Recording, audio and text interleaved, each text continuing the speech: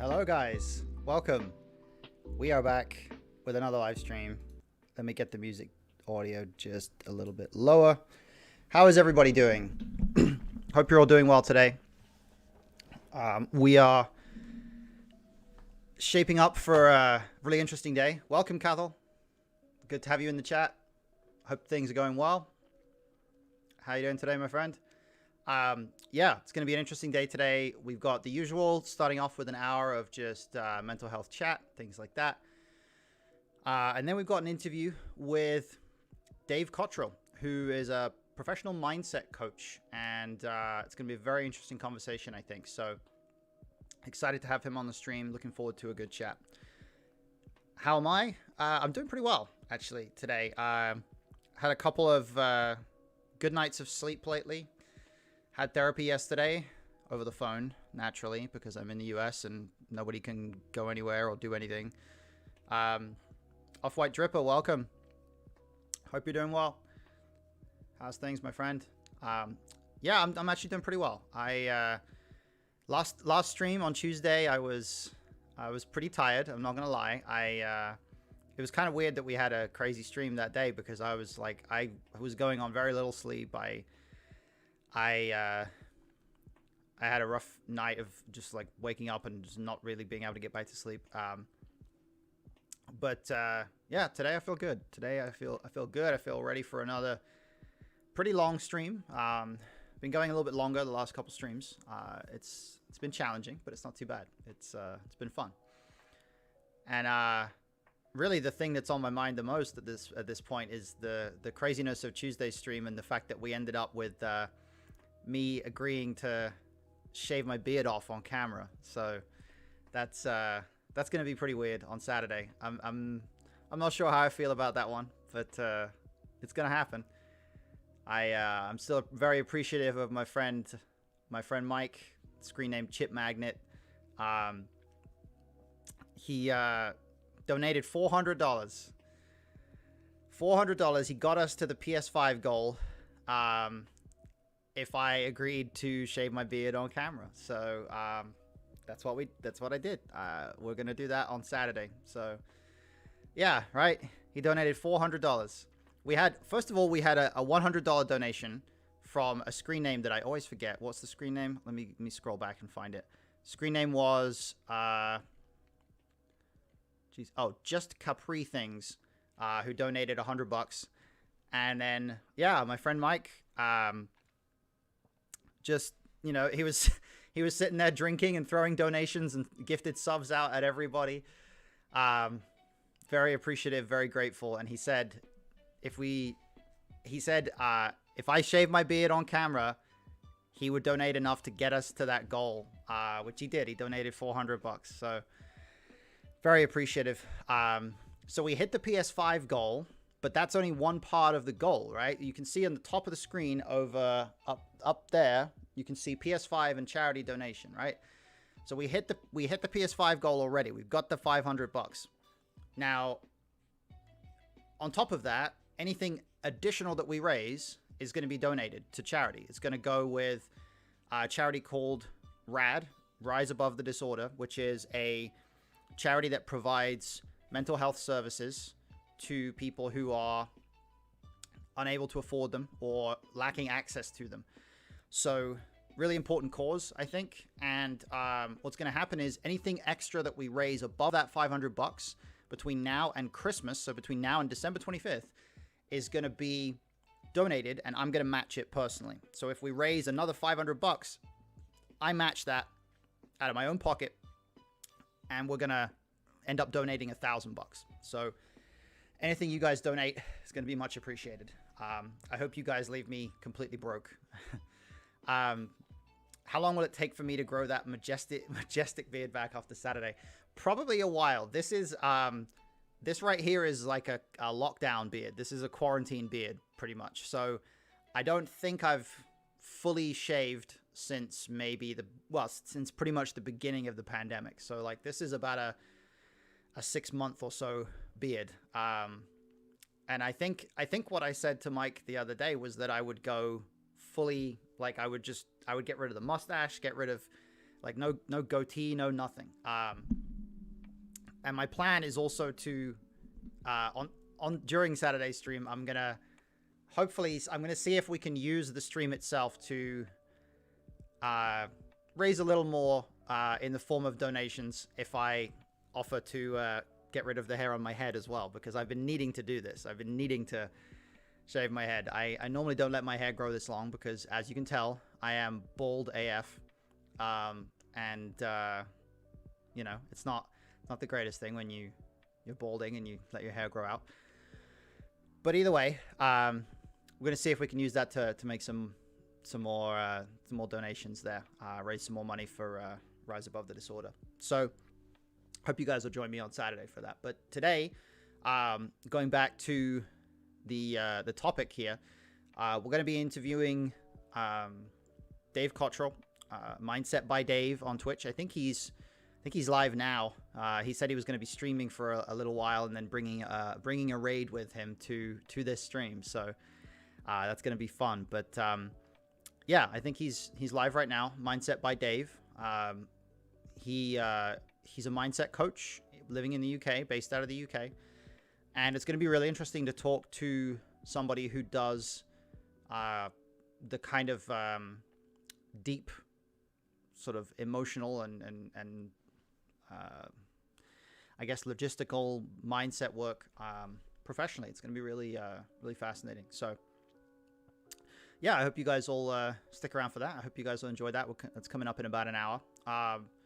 Until then, we're just going to, I guess, do the usual. We'll check in regarding how everyone's feeling. We'll do a mental health sort of AMA, depression, anxiety AMA. I think that an interesting thing that's kind of on my mind right now in terms of mental health is just, well, I mean, I'm coming off the back of therapy yesterday, right? So Thursday is always part of the reason I call it Therapy Thursday is because my therapy session's on Wednesday. So I get to come out of therapy and talk about that.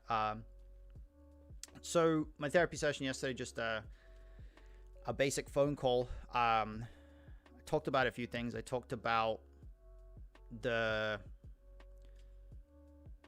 couple nights of struggling with sleep that I had. I talked about some generalized anxiety, excuse me, about the election that's happening here in the US next week. Talked a little bit about some of the anxiety I have whenever I get emails from family members, things like that. So yeah, it was an interesting session. It wasn't, thankfully, it wasn't one of those ones that you come out of it and it completely kicks your ass, you know.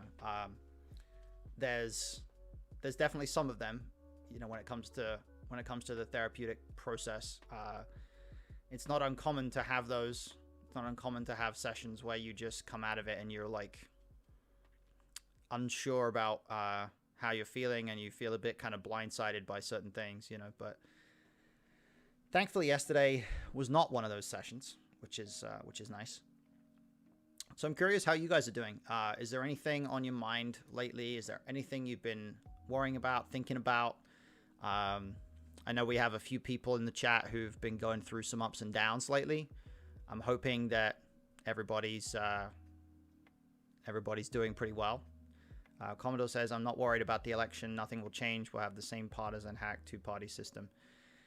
I don't really want to get into a big political discussion here, but I think that you're underestimating how much will change. I think that the COVID, even if nothing else will change, the COVID response will change. The two-party system is very flawed in a lot of ways. But yeah, the COVID response changing is the most important thing right now. And if you vote on no other basis than that, vote Biden for that reason. Another 6-week quarantine here in Ireland. Oh man. Yeah, I've heard that the situation in Europe is kind of fluctuating. I heard it was pretty good for a while. I heard it's not so good now. Yeah, the the lockdowns and the quarantines are hard for everybody. I think that in terms of how I try to manage it, I try to remind myself that the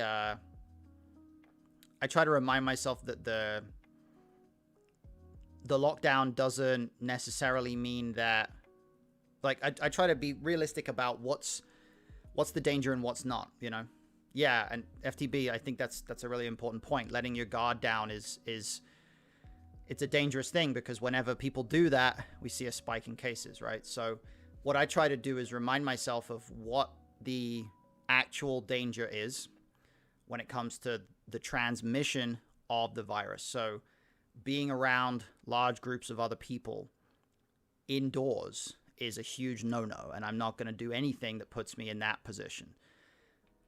Being outdoors without a large number of people around, being outdoors, not being physically near other people, that is fine, because that is an almost zero risk of transmission of the virus. I think that I'm not sure if this is still the case, but fairly early in the pandemic, or sometime around like May or June, I think I remember reading that there hadn't been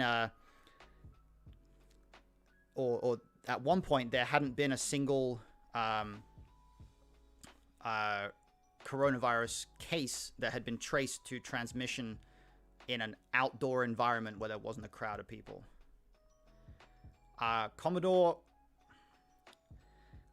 you've got to be very careful with that, because if you listen to what scientists are saying about herd immunity doesn't mean that we can become immune without going through the virus. What herd immunity means is that everybody gets the virus and then develops antibodies, basically.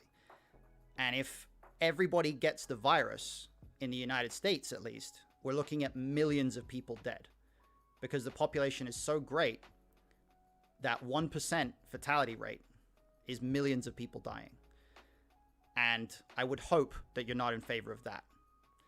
And yeah, exactly, as FTB points out, herd immunity would mean that the higher risk people are at extreme risk. And really the difficulty for me, I think, in terms of how this country is handling this so far, that 1% can just quarantine. Do you mean the 1%? Because the 1% is the fatality risk. 1% isn't the proportion of the population that is at risk. Everybody is at risk to varying degrees. So the proportion of the population that is, let's say, highly vulnerable, it varies dramatically. The risk is very variable. And this kind of taps into the 1% that's at extreme risk. Well, that's the thing. The 1% that are extreme risk are already quarantining, but that is not enough to stop this situation from spreading. We're in a very dire situation already compared to every other country. And what every other country has done in controlling the virus has been testing, contact tracing, social distancing, mask wearing, all those things. But when you have a certain portion of the population of the US that refuses to do half of those things, and when you have, on an administrational level, a refusal to even accept the science and to allow the scientists to dictate how this virus should be managed, then it's a recipe for disaster. And it doesn't shock me that we're on the trajectory that we're on, honestly, because we're not handling this in a way that the scientists are saying this is how it should be handled. So I don't want to talk too much about the whole COVID situation, because I'm not a scientist, and I defer to the scientists in how this situation should be handled. But I do think that in terms of every other country of large cities, so most people that could have been infected have been, no, that's just not true, I'm afraid. There is not that much difference between other countries in the US. And other countries have, if you look at, let's take a country like Cambodia, right? I just saw this stat yesterday. Cambodia has 0 fatalities from coronavirus. 0 fatalities. Vietnam, also, I believe, 0 fatalities. And those are countries with very dense populations in a lot of areas. If you look at cities in Vietnam, those are some very densely populated cities, but 0 fatalities. How far is New York City from Nebraska? Of course, they're different things. But if you, I mean, look at South Dakota, North Dakota's. How far is London from Scotland? Not that far. Or, I mean, if you're talking about the difference between the environments. But yeah, I mean, I think that, yeah, I mean, I know we're kind of getting drawn into more of a discussion. What do I think Biden should do if elected to immediately change our pandemic tactics? I know there's a lot of talk about a national mask mandate. I don't think it would work. I think it would, the masks work, of course, but I think that if there was a national mask mandate, I think people would just ignore it. I think that giving the states flexibility to adapt to their own situation is a good thing. But the problem is a lot of the states where the situation is worst right now are actively denying the situation, right? A lot of the states that are in the most need of making drastic adaptations to curb the spread of the virus are simply unwilling to do it. And when you're unwilling to do it, you get a bad result. Yeah, I mean, everybody hates authoritarian mandates. Everybody hates being told they have to do something. But in situations like this, it's the political equivalent of eating your vegetables. You know, if you want to not have a deadly virus spread around the entire population, there are certain things that have to be done. And you may not like those things. We all don't like those things. We all hate being in lockdown. We hate being in quarantine. But we do it for the safety of the people around us. And we do it so that eventually this whole thing will go away. And my worry is that in some parts of the US, we may reach a point where if people continue to deny the reality of this virus for long enough, there might be some parts of the US that continue dealing with it for a very long time after the rest of the US has pretty much gotten rid of the problem. Yeah, I mean, I understand that impulse for sure. Thorndale, welcome, Thorndale. Good to have you with us. I don't trust people with the audacity. They think they know what's best for everybody. Yeah, I mean, I think you're right there. But I think there's also there's knowing what's best for everybody, and then there's science, right? Because science is a real thing. There are people who are experts in understanding the science, and we need to trust those people. We need to recognize that we do not know what they know about how this works. And if we don't trust those scientists, if we don't trust the people who actually have the expertise, we go through a very dark period. And that's what's happening. First time at Thorndale. Yeah. Grateful to have you here. I'm happy to have you. Welcome. We're going to have an interview in a little while, so do stick around. I don't trust people who have the audacity to put their own rights above people's lives. Yeah, couldn't say it better myself. And it's true that there's a lot of BS in academia, absolutely, but that doesn't mean that somebody who has spent their entire life studying the transmission of viruses can't be trusted when it comes to like how we should respond to a virus. Because if we can't trust that person, we can't trust anybody. We can't trust anybody about anything, right? If we can't trust somebody who spent their whole life studying a certain thing, we can't trust anybody about anything. And if you don't trust anybody about anything, it becomes very hard to navigate your way around the world, around life. You know, trust is important in these things. Just because there's a lot of BS in academia, yeah, I agree. Oh, you're out of the Midwest US, Thorndale. Cool. Okay, welcome. Happy to have you with us. I'm located in Vegas. I'm from the UK originally, but I am located in Vegas. To me, the US government is no different than the USSR. Yeah, I mean, I disagree because I've been to Russia and I understand a little bit about how Russia works and the system that operates there is very, very different to the system that operates here. So I definitely disagree with that. I think that it's possible to look at government structures and identify corruption if you look in certain places. But I also think that there are politicians who are not corrupt at all, and there are politicians who do look out for people and who do have people's best interests at heart. And I think that everything exists across a spectrum. On the one side, there are very corrupt politicians. There are some of them in the US. Almost everybody within the current infrastructure is highly corrupt because that's what the Republican Party is right now. On the other side of the scale, you have some politicians who are not corrupt. And I've lived in 11 different countries. I've seen a lot of different political structures. And the one thing that's all of them have in common is there are people who do genuinely care about the well-being of the population.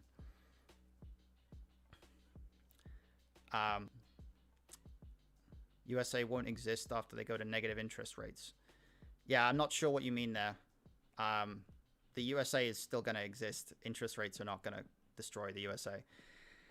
Yeah, Cricket, I'm sorry. I don't blame you for being triggered here. So yeah, this is my fault, guys. I shouldn't have allowed the conversation to go down this route. Cricket's my wife, and I obviously don't want the stream to go in a route that is going to be triggering for her. Yeah. All right, guys, let's talk about something different. This was a bit of a direction I did not want to go in to start the stream today, but anyway, let's go back to yeah, it's okay. I will tell her you're sorry, Commodore. Don't worry. I know you didn't mean harm by it. I know you didn't mean. Snowboard season starts next weekend. Wow, really? I don't know when the seasons are for snowboarding and skiing and stuff, but I assume it's just winter, right? I assume it's just when there's snow around.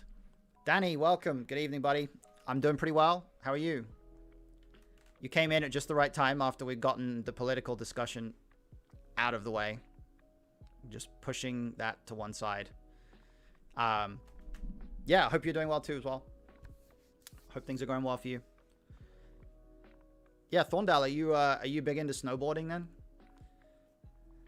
Are you like competitive or something in snowboarding? I've never been snowboarding. I've been skiing once, or for a 1 week period.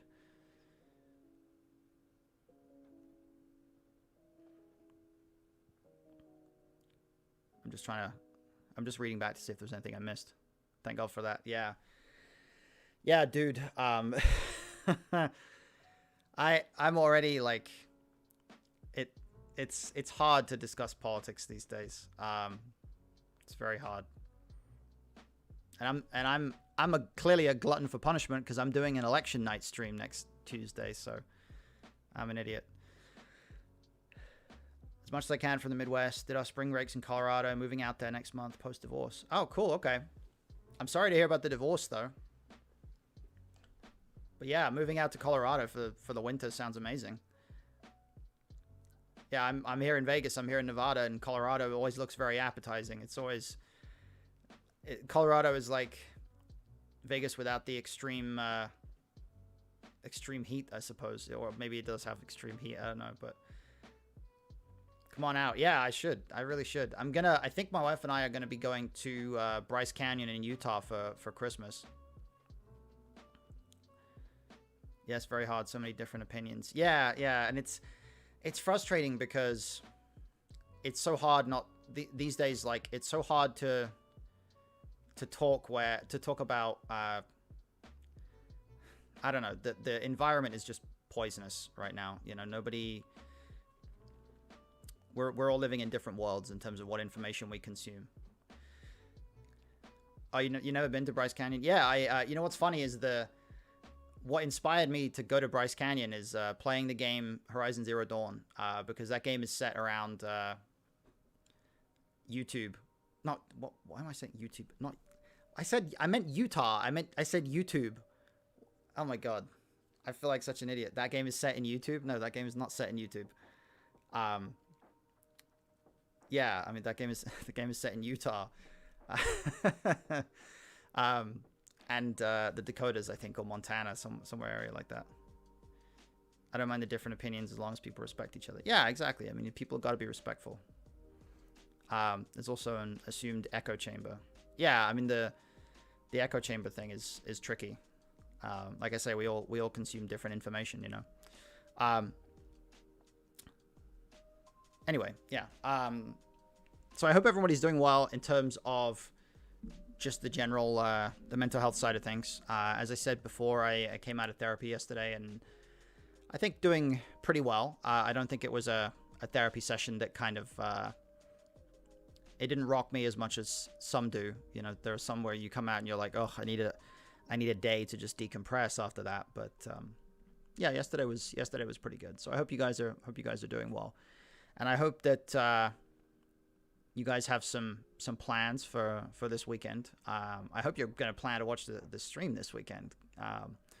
We got fun stuff planned. My Halloween, my stream on Saturdays, it's Halloween on Saturday, so I'm kind of 50-50 right now in terms of am I gonna wear some kind of costume for it, because I don't really have a lot that would be good as a costume. I haven't really been able to like put anything together, and I've always been terrible at costumes. I've never been like one of those people who's really good at finding good costumes to wear. But I have a few things.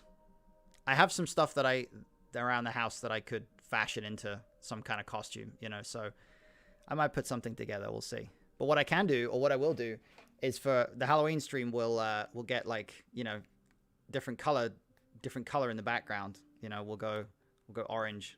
Where's the orange? That's yellow. That's orange. Is that spooky and Halloweeny enough? What about green? Oh, that's light blue. That's not green. That's green. Yeah. That's not very interesting. What's purple like? Oh, purple's okay. Purple's cool, right? We could do purple for Halloween. What else we got? That's the blue again. Yellow. Yellow just looks weird. Oh, we could just have this. Just have it rotating in the background. How off-putting is that, guys? How quickly would you turn off the stream if I had that on long term? Alright, we're going to go back to blue there. Yeah, so if I hope you guys are doing well. I don't know if you guys have anything on your minds right now that you want to get off your chest. Obviously, the theme for Thursdays, or the Therapy Thursday theme, is all about giving everybody the opportunity to get things off their chest if they're concerned about something, if they have something that they're worried about.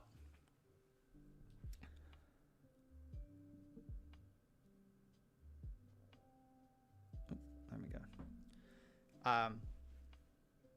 Yeah, I'm curious what you guys what's on your mind lately, guys.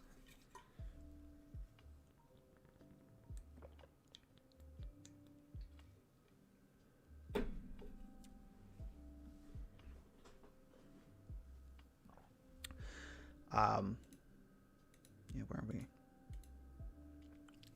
How are the logistics going to look for the shave stream? Ooh, I don't know. That I haven't figured out yet, honestly. I haven't. I think I'm gonna have to probably just put something like, I'm gonna just be sitting here and just doing it, but I'm gonna probably have to put something down to like catch all the hair. I don't know. I'll figure it out. What about lying to your therapist about what state you're in due to COVID restrictions? Oh, do you when you say lying to your therapist about what state you're in, do you like, can you clarify? Do you literally mean what like actual state, as in state of the country, or do you mean telling them that you feel okay and when you actually don't, or something like that? Like, can you clarify that a little bit? Professional barber offsite? No, definitely not. I won't do that. E.g., you're required to be in the physical state. Oh, okay. Well, I think anytime you are anytime you're lying to your therapist isn't really a good thing. I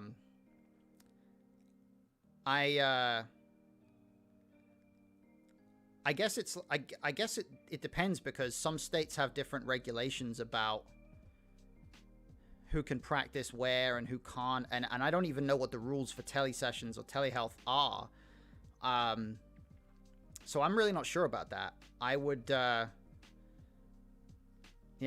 would say that's a tough one. Yeah, FTB, I'm not going for a professional barber. I'm just gonna do it myself at home. I just have an electric razor. It's not a complicated thing. What if the other option is no care or starting over? Yeah, I mean, it's very tricky, honestly. I think that starting over can be a real challenge, because finding a good therapist that you trust is very difficult. And no care, that can be difficult too, depending on what kind of thing you're going through, what kind of experience you're having. Yeah, the regulations were waived for COVID, but just ran out. I see. I don't know, to be honest. I think that's a tough one. I would say that if you feel like the relationship you've developed with your therapist is extremely valuable, then you could potentially talk to them about that. But of course, that's the risk you take, is that they say, well, I can't treat you anymore. But it also may be that it's the regulation is about the state that they're in, the state that they're practicing in, as opposed to the state that you're located in. So I just don't know. Screw regulations. If you ever bought anything from a yard sale, you bought something tax-free from an unlicensed black market. Yeah, I mean, I don't know what to say about that. I don't want to get back into the politics. Yeah, ultimately it puts their license at risk. That's the thing. Like, you don't want to do anything that could leave them vulnerable. I would say look at what the alternative. Nah, it's okay, Commodore. Don't worry. I would say look at what the alternatives are. Look at it in terms of if you start over, if you were to get a new therapist, what would you be losing? What would the downside of that be? Or, would it be an opportunity to potentially find a therapist that could be better than the fit that you currently have with your therapist? There's potential, good sides and bad sides to being in that position. But yeah, I would say don't put your therapist in a position of risk, I guess. And they, with any luck, what you may be able to find is, if you were to talk to your therapist about it, you might be able to say, can you recommend me somebody?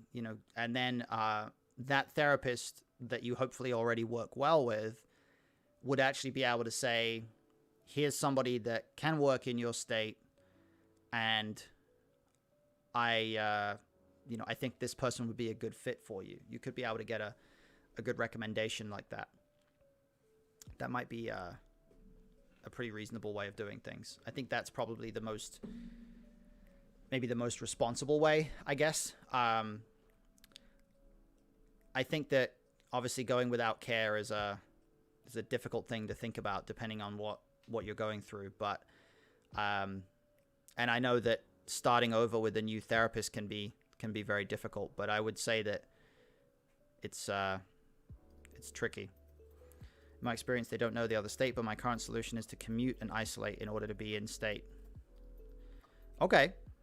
That's very reasonable, I think. Yeah. I don't know what the logistics are. But if you can do that, then you're not breaking any rules. It might be logistically complicated, but it might be the best solution for you right now. So that's something I didn't think about, because it depends on where the states are, right? If it's, if it's California and Nevada versus if it's California and New York, obviously commuting to New York to see your therapist is not really an option. But that might be a reasonable stopgap for now. But yeah, I think going without care is tough to think about. The state you commute to requires a 14-day quarantine too, so it's weird. Wow, really? Is that in the US or is that somewhere else? Because that sounds crazy. That sounds like I don't know which US states are requiring 14-day quarantines right now. Oh, Illinois, really? Wow, okay. I did not know that. Yeah, that's tricky. Oh, New York as well? 14-day quarantines? Wow. Yeah, that's tough. Yeah, I would say there might be a workaround there in the sense of commuting and isolating. Oh, there's 10 to 15 states that require it. Wow, I wasn't up on that. I guess Nevada's not one of them right now. You just went to New York City. They were calling you every day? Wow. That's crazy. But hey, I mean, they got cases down, right? From the summer. Anyway, no, I'm gonna have to have like a ban on COVID conversation or something, because it just drives me nuts, this whole situation. Illinois says if you come from these 10 states, if you come from certain specific states, I see. Nah, it's all good, Thorndale, don't worry. It's just my own frustration with the whole thing. Weird, because I went from a hotspot to another hotspot. Yeah, I mean, it's like, to what extent is it really helpful? I guess I don't know, but anyway, we got about 25 minutes coming up till our interview with Dave Cottrell. So I think I know we're kind of talking about COVID a lot, but what I'm actually, let's think about it. It's still COVID related, but let's think about it in a bit of a more positive light. What are you guys looking forward to when life gets quote unquote back to normal? Like what have you not been able to do that you're looking forward to doing again? Because for me, it's going to the movies, I think. Pretty much all the movie theaters are closed here in Vegas. There's a drive-in movie theater that I was going to go to, but I never got around to it. But yeah, I'm looking forward to going to the movies again. That would be a nice, fun thing to be able to do without too much concern. Nothing I wasn't able to do much before. Okay.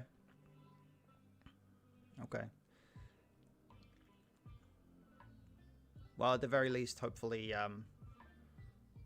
there'll be a little bit more opportunity to be interacting with people on a personal basis, I guess. International travel, high-fiving strangers. That's good. High-fiving strangers isn't something I do a lot of, but it's a good one. International travel, though, yes, absolutely. I am looking forward to that. Yeah, movies and some big companies are on the brink of closing. Yeah, it's rough, man. It's rough. But yeah, movies is one I'm looking forward to. Sports events too. I'm looking forward to being able to hopefully get back to some sporting events at some point. I'd love to go see another soccer game at some point in the future of my life. Football, anyway. I'm kind of scared of people. Okay, why is that? What do you think is scary? Because you're in here and you're interacting with us, so like that's not scared. Digging on the hand on the door. Just a poster. Yeah, it's just a poster, unfortunately, but thank you, I appreciate it. Good on you for the support and help with folks' mentals. Keep it up. Thank you, man. I appreciate it. Farloyo, I'm gonna call you Farloyo. Yeah, thank you for being here. I appreciate it. I'm looking forward to seeing how the WSOP will adapt to live play for large fields at the series. Yeah, I'm not sure what's gonna happen with the WSOP. We'll have to see how that goes. I'm not too sure what to expect, really. Can you see me? I don't know what you mean, Commodore. No, I can't see you. I'm not sure what you mean.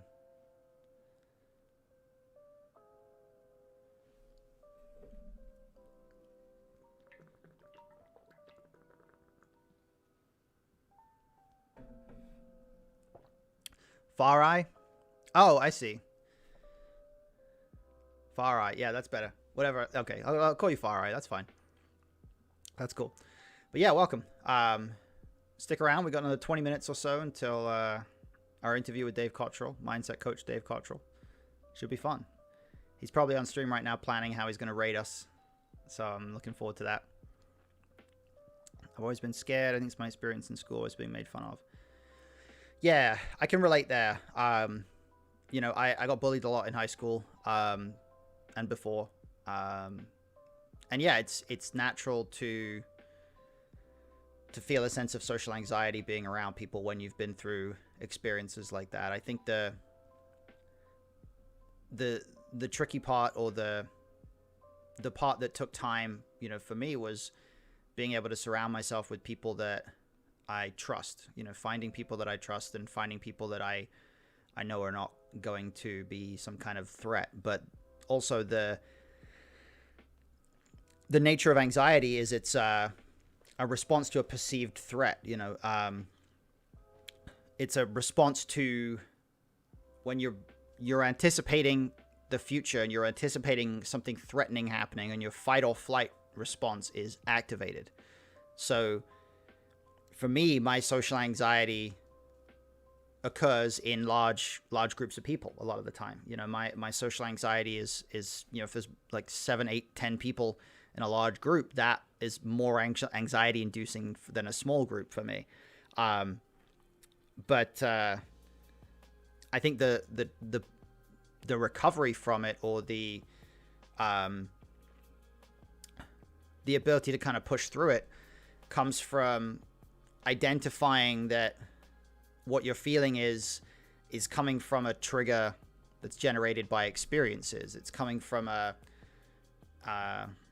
place where you're responding to something that has happened in the past that was threatening, and now your brain is looking forward into the future and perceiving a threat. So if you can identify where the threat is, where it's perceived to be coming from, you can sometimes neutralize it.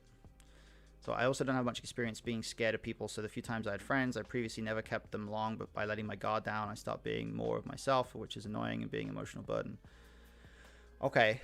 I don't think necessarily that being more of yourself is the issue. I think that if you're being yourself authentically, and someone is responding to that by saying that you're annoying or that you're an emotional burden or something like that, then that's on them. That's not on you. Because if they can't connect with somebody who's being authentic, who's being themselves, who's letting their guard down, if they can't connect with somebody on that level and they're saying, this is annoying, I don't want this in my life, that's a reflection on their character and their personality, not a reflection on you. So I think it's probably the case that you simply haven't found the right kind of people, maybe. A kind of person that doesn't see you that way. But also, it's possible they don't see you that way at all either. You know, because if they haven't told you that they find you annoying, or that they find you an emotional burden, you don't know that that's true. That's a perception, right? That's something that's being generated as a product of past experiences, and you're filtering that through a certain lens. And it may not necessarily be true. I'm not saying your brain is lying to you necessarily, but you don't have to trust that thought. Or it's possible I'm socially toxic to be around. I suppose theoretically it's possible, but it's unlikely, because how many socially toxic people are there? You know, Socially toxic people are people who deliberately mistreat others. They're people who deliberately, antagonize and victimize and insult, and they're rude to people. Those are socially toxic people. And I don't think you're any of that. Doesn't seem like you're any of that. So if you mean well when you're interacting with people, if you're not trying to be, antagonistic towards them and things like that, then I don't think you're socially toxic at all.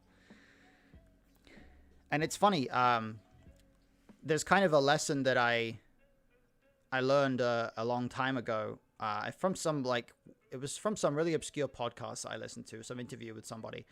The idea is that, hey, Jack Rag, welcome. Hope you're doing well. Hope things are going well today. It's this idea that if you're afraid of people perceiving you a certain way, if you're really worried that people perceive you that way, then that worry in itself is almost always going to guarantee that you actually are not the way that they perceive you. So, for example, if you're really worried that you're unintentionally socially toxic, like you say, that concern, that worry is very, very likely to influence you in a way where you don't behave in a socially toxic way. And the people who actually are socially toxic unintentionally are the people who don't spend time thinking about whether or not they are socially toxic. It's the people who don't care how people perceive them. They don't care about whether or not they're socially toxic. So they don't think about it, and then they end up behaving in a toxic way. So as a whole, I would say that from the way that you're talking about this, it sounds like your mentality is one that would almost guarantee that you couldn't possibly be socially toxic, because you seem to recognize that being socially toxic is a bad thing, right? And the people that are socially toxic don't recognize that. They don't understand that there's even such a thing as being socially toxic. So I think you can probably afford to be a bit nicer to yourself in that regard, because the fact that you care about not being socially toxic shows that you care about other people. It shows that you care about the social experience that they have when they interact with you, right? It shows that you don't want them to, experience toxic behavior from the people around them. And that's a good thing. That's a positive thing. It's a positive personality trait that you have. And people who are genuinely socially toxic are not likely to look at things that way. Well, maybe I stop caring once I've known somebody long enough. I guess I feel I can afford to be more open once people know me long enough. Yeah, I mean, that's true with everybody, right? We all get more open once we've known people a while longer, for sure. Definitely tends to be a pretty natural human trait. The longer we know somebody, the more likely we are to be open about them and to be open with them and trust them, I'm curious what you mean, though, about I stop caring once I've known somebody long enough. Do you mean... Oh, okay. I see what you mean. You mean you stop caring about how they think about you. I see. That's interesting, though, because it doesn't sound like... It's interesting. Yeah, I'm trying to like piece this together, I guess, because it sounds like what's going on is you get to know somebody and you start to become more and more open with them. But it seems like the way your belief right now, it seems like, is that when you become more open with them, that becomes socially toxic, or that openness is a form of toxicity in itself. And again, kind of like I said earlier, if they believe that you being open with them and you being honest about yourself with them, if they believe that that is socially toxic, that's on them. That ain't on you, my friend. That is on them. I'm more likely to show my demons. Okay. What kind of demons are you referring to? Because if it's stuff like what you're talking about in chat here, if people are like put off by that, then that's definitely on them. That's not on you, for sure. I wouldn't say that there's that many good reasons for somebody to sort of shy away from being friends with someone once they find out that they have, you know, a certain level of mental health struggles that they go through. I guess being more passionate, like scaring away cricket. I don't think you scared her away. I think that it's hard for, I mean, she mentioned she has bipolar. It's hard for her to be it's hard for her to debate things with people, or to be in like a sort of back and forth disagreement kind of scenario, you know, without feeling very emotional and animated about it. So she disagreed with you about something, and that was a little bit of a trigger for her, you know, and I don't think that's on you necessarily. I think it's just, if anything, it's on me. I'm the streamer. I don't want my chat to be like that. I'm actually going to text her just to make sure she's okay, because she's downstairs.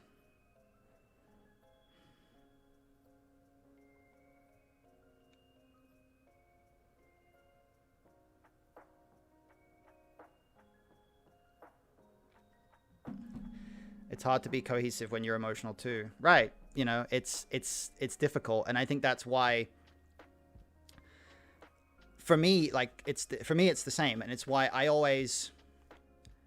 I do better when I'm in an environment of openness and emotional honesty, an environment of sharing, you know, environment of being open about what people are going through.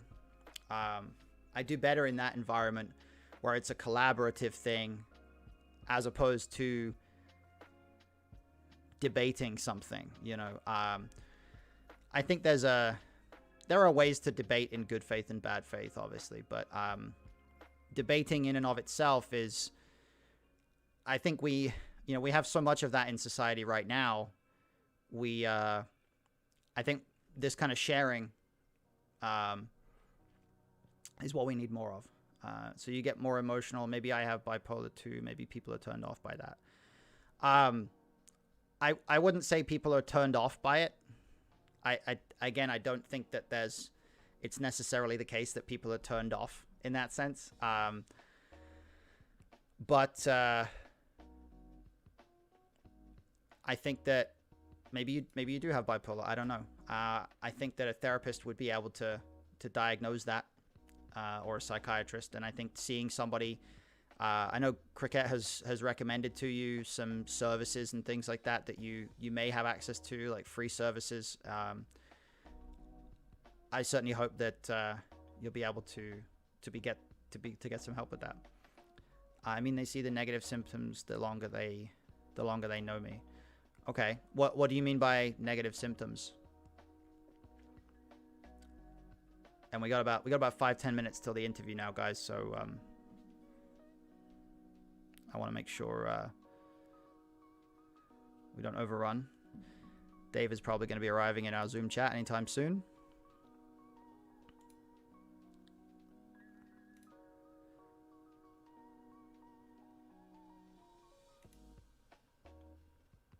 I mean, oh, okay. Sorry, I just read that. I was just checking to make sure Dave was not arriving in the Zoom chat yet.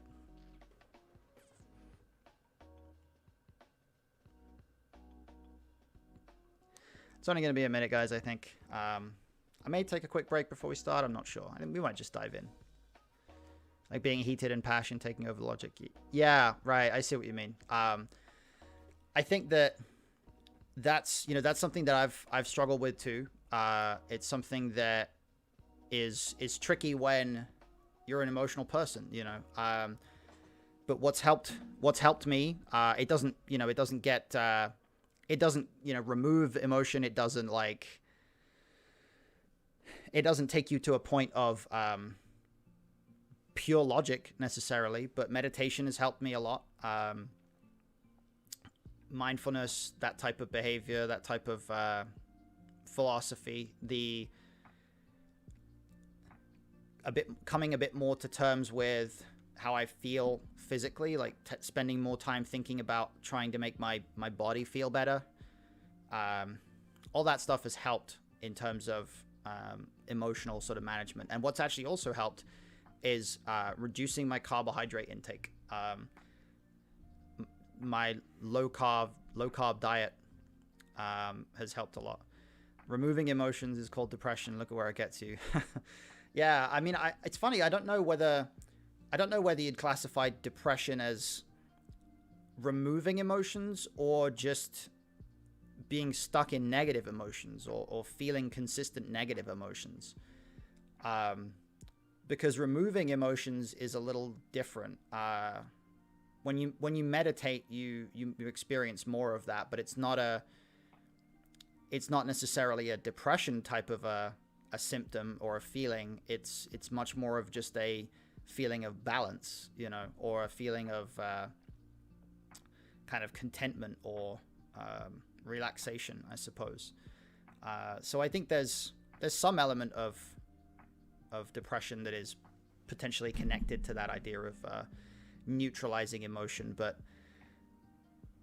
really we're human beings and we need to feel emotions. We need to be able to feel both good and bad emotions. Yeah, I see what you mean. The sort of numbness. Yeah, the numbness can be difficult. That's a big part of depression, and that inability to enjoy things because we're constantly being kind of held down. Yeah, I've been through that. I've felt that, but I think meditation helped me a lot with it. Meditation helped to allow me to sort of develop multiple layers in my mind. Oh, here we go. Mindset by Dave rating me with a party of 9. All right, here we are. Welcome, guys. Thank you for the follow. Rennie Tinkerdork, H16 Crouchy. Thank you for being here. Appreciate you guys. Like, feeling numb is a negative feeling. Do you like having a limb feel numb? No, but I don't think feeling numb is what I feel when I meditate. That numbness is a little different. Yeah, thanks for the raid, buddy. Sean MCI is here. Welcome, Sean. Thank you for the follow. Rennie, welcome. Thank you for the follow. Appreciate you being here. Yeah, so I'm guessing Dave is about ready to hop into our Zoom call here. We're going to get started any minute soon. So thank you to all of Dave's viewers for being here. Wait, did the stream just freeze? Okay, no, that's fine. That's better. Dave Cottrell into the waiting room. There we go. All right, let's do it. Let's do the stream. Let's do the interview.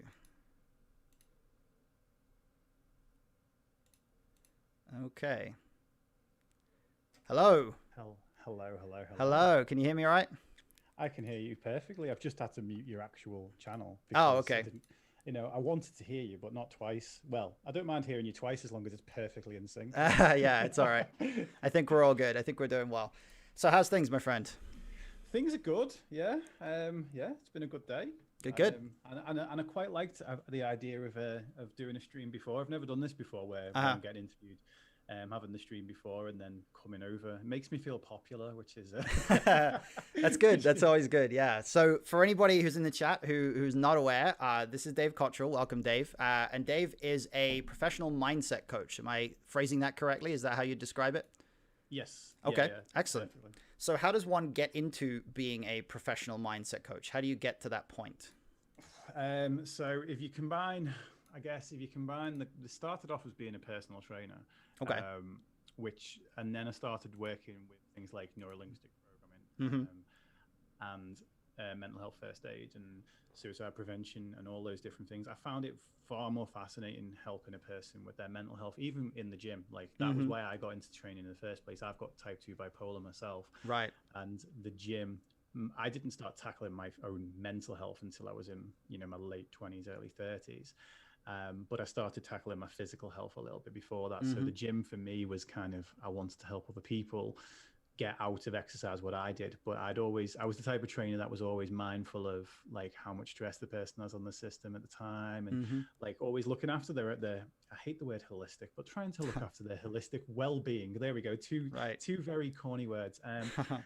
And it was, what ended up happening was I was doing a nutrition degree, because when I retrained as a PT, I didn't want to just be your average run-of-the-mill PT. Like, you know, I wanted to get into nutrition. I wanted to not just be able to kind of say, well, yeah, sure, we eat more broccoli and everything's better. You know, I wanted to really know it, and I wanted to, and it was in the nutrition degree that there was a whole sort of, about a third of one of the years was on coaching techniques. Okay. In the coaching techniques, they taught behavior change, basically. But they taught it from a principles point of view, which I'll always appreciate them for, because it was like, okay, they taught it from the principles first, and then they were like, and here's how the people teaching it weren't nutritionists. Right. So they were kind of like, here's the principles of coaching, here's how it applies to nutrition. And I took to that like a duck to water, basically. And the reason I think I took to that to a duck to water is because I'd spent my entire life trying to figure out my own mental health. By that point, I'd been through CBT, I'd been through traditional therapy, I'd been through counseling, mindfulness, I'd been through just tons of different things. And the last time I was a natural at anything before that was in school. I was a natural in school, although I went to the 14th worst school in the country. So 14th worst. Wow. In good old Anfield in Liverpool. Oh wow. Okay. I was going to say, I thought I detected a bit of a Scouse accent on you. Yeah. I'm 45 minutes down the road now, so the accent's gone a little bit. But I went to one of the worst schools in the country, but I was heavily picked on for being smart there. So I tried to hide my smarts with a sense of humor, and I'd like tell jokes. I'd often tell jokes that'd get me in trouble and stuff. But as an adult, doing well in the class, yeah, you had the odd person in the class that was like, you know, a little bit state of him, but the majority of the class were just like, when we broke off into groups to do practice runs of the techniques we were learning, they were like, I want him.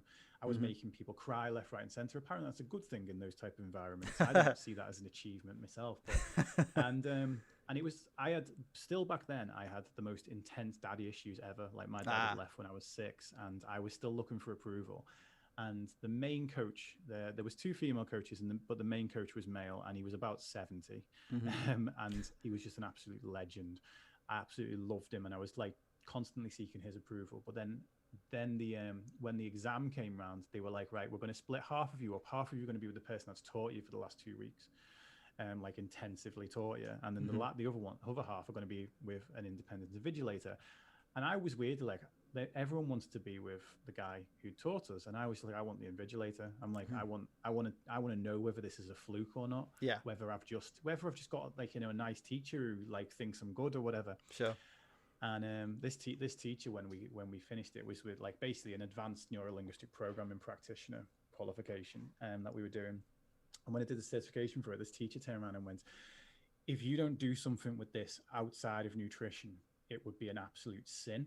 And he's like, he'd give me the professional review, and then he's like, but on a side note, and he said that, and obviously still with daddy issues, hadn't approached my own self-esteem just yet at this point. At that point I was like, oh my god, I need to do this. And I was all set to deliver a nutrition talk at the gym I worked at the time. And I went in and I said to the owner, I'm like, you know, basically, can I do it on mindset instead? I was more interested in kind of behavior change. And he was like, yeah, as long as you have the bums on the seats, basically. And I did. And I basically stood in front of a room for 2 hours, talked about like using visualization techniques, talked about changing our language, talked about ideas around behaviors and how to change, how to be aware of the triggers behind behaviors and so on and so forth. And I just basically didn't stop talking for 2 hours, as I'm, you know, kind of doing right now. And I just as soon as that finished, I was like, this is it. I accidentally found it, but I'm like, this is what I need to do. So that was just mindset for a while. I was qualified in NLP at that point, but not able to touch mental health on anything other than the surface level. And then I went off and got additional qualifications in mental health awareness, mental health first aid, the suicide prevention stuff from Papyrus in the UK. And now I'm currently training to do my cognitive behavioral therapy qualifications. So awesome. And the thing was, when you talk about mindset, inevitably mental health comes up, and that's actually way more people want to talk about that than, even though there's the stigma there. There's much more personal development content out there that's accessible and stuff, whereas not many people are making mental health content as easily accessible. And that became kind of, I was like, right, well, again, I spent about 6 months moving from personal training into this, where I was just literally working with eating disorders a lot. Wow. Okay. And because, people within the personal training industry, coaches were saying were passing their clients to me. This was it was funny, because you go from working alongside other PTs that don't want you anywhere near their clients in case you steal them. And then when I stopped working as a PT and I started working as a mindset coach, I just got this flood of recommendations from people. They were like, my client's got a poor relationship with food and I can't help them with it, or they binge eat and I can't help them with it. And I think if I'd have wanted to make probably a ton of money, and that's what I wanted to do, if I just decided to because I went and did a specialist course on eating disorders at the same time, I was like, I could have probably just made myself an eating disorder coach, because I've got an immense success rate with it. But I didn't want it to just be that. It's like, but whereas now it's like, I like to keep it broad, which is terrible from a business point of view. It's like, I do all of mindset, anything that holds you back with the mind. Well, what does that mean specifically, Dave? Yeah. I don't know. Everything. Being a generalist is hard, right? They always tell you to specialize, be the best at your one thing that you want to do. But some of us just have diverse interests, Exactly. And that's the whole thing, is I know that if I have too many of the same type of calls, it's weird, because as the day goes on, after I think I had 6 kind of similar binge eating disorder clients back to back in one day once. Wow.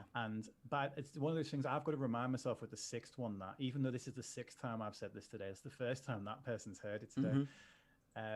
But yeah, it's so that's what I do. Right, fair enough. So in terms of the content that you tend to work with people on, how much of it is performance or self-improvement orientated, as opposed to the wellness or the sort of self-rehabilitation, I guess, side of things? Yeah. Okay. So I suppose like it's a reasonably even split. Okay. I think that comes from, it's changing more towards mental health as time goes on. But again, coming out of the personal training industry, so many of my contacts were in that industry, and a lot of the kind of early podcasts that I started going on of things were all personal trainers that wanted to add the mindset element. So generally speaking, their clients would come along, or even the trainers themselves would come along and talk about the mindset or the performance kind of thing. Some of them like the mindset of moving from having that as their side hustle to it being like their day job. Like that helped quite a number of people do that, or launch podcasts, or all sorts of things. And I actually genuinely enjoy those things, because there's something that you get to see. Like if someone ends up like in a full-time business off the back of it, what you're chatting to, you get to see that on your Instagram feed all the time. You get to see, like, the same with podcasts. Like I love it when like I know of at least 5 podcasts that are still going strong that I know that I gave the person the nudge to do, which that's awesome. Yeah. Yeah, and that's the whole thing. It's like people have said to me in the past, like, well, you run a podcast yourself, why are you trying to get yourself more competition? It's like, no, collaboration, not competition. Like I've said this to you on Twitter. It's like, I think for the mental health industry to thrive and go in the direction that we want it to, and not go in the direction that the bloody personal training, the physical health industry's gone in. We need collaboration. We need working together. We need a mindset of abundance, of the idea that if I help someone launch a podcast and they steal 6 of my audience, so then the reason they've stole those 6 of my audience is not because my podcast works, it's because their podcast's more appropriate for what they're after. And that's the whole thing. Is like, again, I see that as, if I've helped that person find that, like, if everyone that's just coming on this raid today goes, you know what, actually we prefer mental health Matt to Mindset by Dave, it's like, great, I've helped them find I've helped them find mindset. I've helped them find mental health Matt, and that's the whole thing. That's the way I see it. So I do enjoy that. And then that's why I kind of, I guess, the professionals will come to me. And the other side of it tends to be people who are really struggling, and it's just being that first point of contact. I'm often the first person that people open up to about their mental health.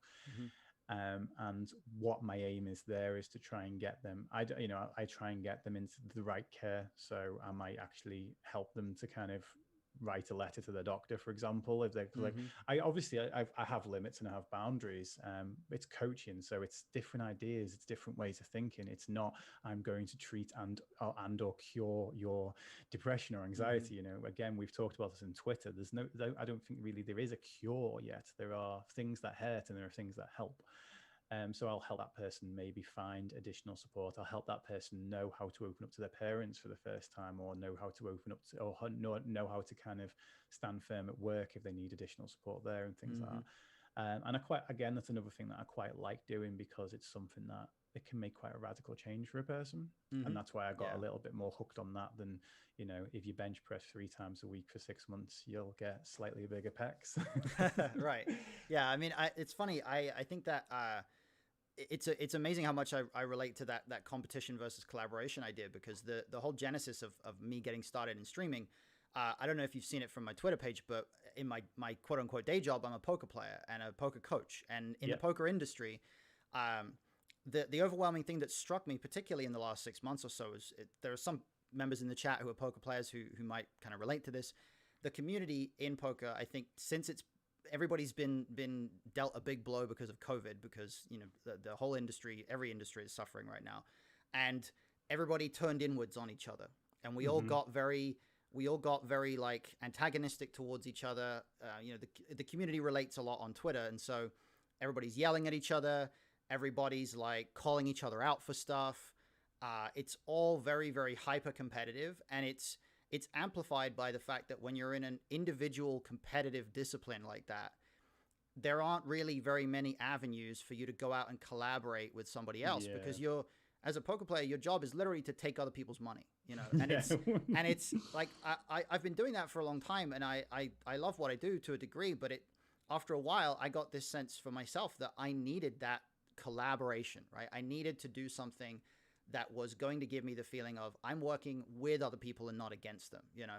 And I think that the more that we can add that into the mental health space, the more that we can add this idea of the sort of snowball effect, that with more and more people working in this space, with more and more people offering ideas and offering insight, it's going to help everybody. You know, hopefully it'll neutralize some of that kind of competitiveness that we see in other areas, where it, like, as you say, it does become this kind of thing where if one person being elevated makes somebody else feel like they're being pushed down, you know? And for me, like, elevating people while elevating myself and just kind of making everybody better, it's a win-win, right? I mean, there's nothing to complain about when it comes to that. Yeah, absolutely. It's like within the personal training industry, it was funny because like everyone was just always trying to, you know, they were trying to sell because they were trying to sell their unique selling point, you know, and it's like, and they'd end up coming out with some absolute codswallop, you know, it'd be like bench presses and with your feet up on the bench, but like with a foam roller under your back, you know, because they were just trying to find this kind of unicorn, like it's like that looks good on Instagram. But like, and it's like, because otherwise it's like, well, we have to act like we invented the bench press, you know, like we have to act as if we've got something that other people that are out there are selling don't. And the thing is, that's not the way it is. It's like it's looking at it as if you've got something that the person you're trying to help doesn't have. It's like we're not trying to compete and beat, you know, absolutely everybody else. We're trying to kind of help the person that's in front of us. But it really does. It comes from that sort of mindset, I guess, of it being a saturated industry, which it is. Personal training genuinely is a saturated industry. Mindset became a huge buzzword, you know. It was like, you know, it was basically getting thrown around like supercalifragilisticexpialidocious, you know. It's like it was basically everywhere for a little bit. About 2-3 years ago, when just saying mindset is everything became like big quotes that people have put up. But more often than not, you'd say to people that said that, it's like, well, okay, what can you tell me about mindset?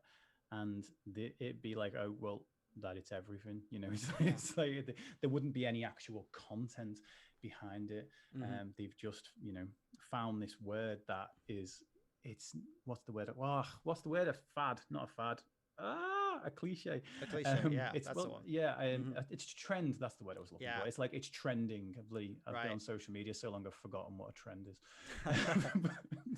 Yeah, I mean, I completely agree that the same thing. It's funny how many trends like that are kind of replicated in the poker industry, because there's a number of people within poker as a discipline that works specifically on mindset. There are some people in the chat might recognize names like Jared Tendler, Elliot Rowe, who's a hypnotherapist. There are a number of people who've made a name for themselves in the poker industry as mindset coaches, to the point where now, over the past 5 years or so, it's a buzzword. It's a word that people talk about as a supplementary thing on top of like trying to get really good at the game and then also having the best mindset. But I think that what's under acknowledged at this point across a lot of disciplines is how much overlap there is between, as you say, the sort of the side where people are trying to be competitive and they're trying to boost themselves by improving mindset to try to be better at something, as opposed to, I just want to be better and enjoy life more and improve my experience of life, and that balance on both sides is something it seems like you're doing a good job of, like, coming down the middle there. I'm working on it. It's like with at the beginning of COVID. So obviously, like, we all get sent home. We all get told to do meetings over Zoom and all the rest of it. And so as a result, like bunches, like, as as you make stuff on YouTube as well, it's like you try and think, okay, what do people need, and then you meet that need. So as a result, there was tons of videos popping up, like telling you, how to look mega on YouTube, or how to look the best on your Zoom calls, how to look more professional on Zoom calls. And within the UK, I don't like to grasp the actual individual up. There was a very particularly famous UK author that writes about mental health, and he's very well respected in the mental health community, but he's also quite a negative person in terms of he might not be. He might be like the nicest guy in the world. His name's Matt Haig. There we go. I'll put it out there. I thought that was who you're talking about. I thought that was it. Yeah. You can all check him out and make your own opinions up. I actually bloody love his books. I don't love how he puts himself across on social media, but that's just me. But because he puts himself out in that very victim's mentality, and that's a controversial thing to say, because I think he was literally called out by Piers Morgan at one point about it, and like, I know exactly. So I don't want to say the same thing as Piers Morgan, but right, he does put out there, and he put this big thing up where he took a screenshot of one of those videos about how to look better on YouTube. And literally, they'll put the caption all over it. We don't need more of this. We don't need more shame. We don't need more people telling us that we're not good enough and all the rest of it. And I think the mental health industry needs to know that they are enough. It's important. It's a very big buzzword. I've got a 4.5-minute video literally about it, which was my message to my kids. Should I be plucked off the face of the earth? It is important. But the thing is, there's now shame being found in everything. And it's the same way as offense gets found often where it's not even offered. We're hearing things that aren't being said. Biggest example we've seen of this year is, when Black Lives Matter became important and popular and prevalent again, then people out there are hearing white lives don't. It's like, no one said that. Yeah. No one actually ever said that. And when someone said how to look better, or how to look better on YouTube, or how to look better on your Zoom calls, they're trying to give you tips on professionalism, and like, where rather than, I'm sat here in my tracksuit bottoms underneath, I've got my nice purple shirt on the top, like, but I've not worn jeans. At least you're wearing some kind of trousers. Well, I came in at the point that you talked about that on your stream the other night. I've worn, because I'm wearing this purple top, when it was really warm, I had a bright red pair of shorts on underneath at one point, and I had to stand up to do something on the stream, and I was just like, yeah, those colours don't go together. Yeah. But Matt Haig was writing all this stuff about like, why is there so much shame? And what I started seeing was this left-right sort of kind of divide being represented, and Matt Haig being almost like one of the heroes of the left-hand side of it. So the left sort of side of it being the we don't need more shame, we need more acceptance. I agree. But also I also agree that when we lower the bar on what constitutes shame, people will continue to find shame. We will never eliminate shame.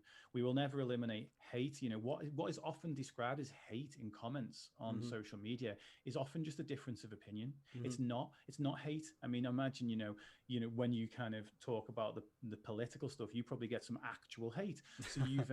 So you've seen the difference. Not so far, honestly. Okay. Like I think I've done a decent job of insulating myself. The reality of it is that, at least within the US, the people who are dishing out all the hate aren't the people who spend a lot of time on the internet. So if you spend a lot of time on the internet, as long as you're not like on 4chan or something like that, it's probably not that hard to insulate yourself from hate. But I guarantee you, at some point, I will get somebody. I mean, I've had trolls in my channel, of course, we all have. But like, yeah, there'll be somebody, of course, especially with election day, 4 days away, 5 days away.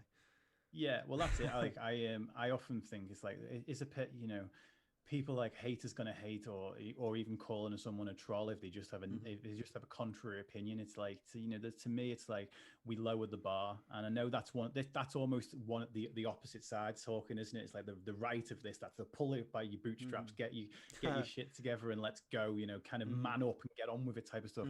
And that's the whole thing, is that it's become as polarized as politics. Yeah. That's why I actually like to say, you know, in a world where, you know, you're getting torn between red and blue, choose purple. Because that's in fact that's my slogan. There we go, for my 2024 Dave campaign. Not that I can't, and I wouldn't want to do America. You got to move to this country before that works, though. Got to be born in that country before that works. So yeah, that's true. It's out the window. I also wouldn't want to be involved in politics. Actually, sorry, I'm going off on a bloody tangent, like full on squirrel. It's like I'm answering 6 questions that haven't even been asked. But yeah, the Matt Haig thing was down to what I saw there. I was like, suddenly, I'm like 2% away from being fully on the left in terms of compassion. And working in personal development, it's like you have to give I think that you need to start with compassion, then move towards change. And I think that the full right wants to just give you change, the full left wants to just give you compassion. And what it's on the bloody back burner for my YouTube channel, but there's a video I want to make that's called wanting to improve for the sake of wanting to improve, not because of shame. And that's why I do it. Like, initially I wanted to improve. Big chunk that I left out in my backstory was I had an attempted suicide 11 years ago. Oh, wow. Initially I wanted to improve for my kids off the back of that. Then, you know, when I resolved those daddy issues and realized that self-esteem wasn't to do with, it's to do with self, and that's important, because I was looking for it from my dad, never got it from my dad, so started looking to it from all these other places. And then when I finally started giving myself self-esteem, which was about 4 years ago, I then started improving just for me. But I realized that, you know what, when I'm not doing something to kind of improve for it doesn't have to be every single day. It's not the grind. I hate the grind. Oh my God, yes, I hate that. I wish it was called the sculpt, you know. Oh, I like that. I like chiseling away to make something beautiful rather than grinding something incessantly. Yeah. But I hate the idea of the grind. I hate the idea that 5 a.m. is worth more than 5 p.m. and all that stuff. But so I don't think I'm on that institutionalized bloody self-development treadmill. But I am on it because actually it brings me so much internal satisfaction to do it. And I think one of the big things that when I was kind of recovering from being suicidal, I wanted to be the best I could possibly be. But what I got into in the sort of previous years leading up to that, I'd become this shell of a man, you know. I'd become this person that I couldn't do the dishes, I couldn't make food, I couldn't, like, you know, my kids that I'd vowed to never be brought up on fast food were getting brought up on fast food because I couldn't cook. Not that I physically wasn't capable to, or I was capable of it, like, as in I had the skill set, didn't have the mental capacity. You know, when my kids were 2 and 4, they were tucking me in on the couch, and like, while I was crying myself to sleep while they were watching In the Night Garden. And it's like, the thing is that's survival mode in mental health, and people need to be in survival mode sometimes. And when you're in survival mode, you're not working on personal development, you're not working on moving forward. There's a whole bunch of behaviors I call slingshots and boomerangs. A boomerang being something that takes you forward only to come whipping back, i.e. alcohol, drugs, food, porn binges, whatever it may be. And a slingshot being an effort, something that you have to put the effort in first before you get the result later. And if you're asking someone who's at that survival mode, if you're asking them to do a slingshot, that's taking them further back. No, that person needs easy wins in that moment. In that moment when they're suffering and struggling, they need some easy wins to help them move a little bit further on, so that they've got the capacity then to start investing in themselves again. However, I sat on my laurels with that a long time, because I basically was just like, when I've been with my second wife 10 years now. Like we've been married for 7, and like 10 years ago, I vowed to stay single for 12 months after like the breakup that caused all of the crap. And I managed 11. So I got most of the way there, but I was still healing in the first few years of that relationship. And so I wasn't back working at that point. And I'd basically say I played COD all day. I'd have been the best Twitch streamer ever back then if it had been. I'd play COD all day, and then when my wife would be like, "Did you manage to get any of this stuff done while I was at work?" And I'd be like, "No, I was busy. Like too busy to clean the kitchen or whatever it might be. Too busy to do basic generic, like whatever the task might be. It wasn't that I was too busy. It's just that I was trying to escape just into this game, and I'd had all this anguish that I wanted some of that escapism. And it's only now looking back, that was like, 10 years ago. It's only now looking back that I can go, you know what, I sat there for too long. And I wrote something on Instagram the other day, and I said, basically, Goldilocks was onto something. She may have been portrayed as the villain, but what she was looking for was the just right. Like what the left's looking for is the too soft. What the right's looking for is the too hard. Like what we need is the just right. And that's the whole thing, is like, that's individual to every single one of us, really. And for some people, just right might be 20% change, 80%, and 80% acceptance. For another person, it might be like 80% change, 20% acceptance.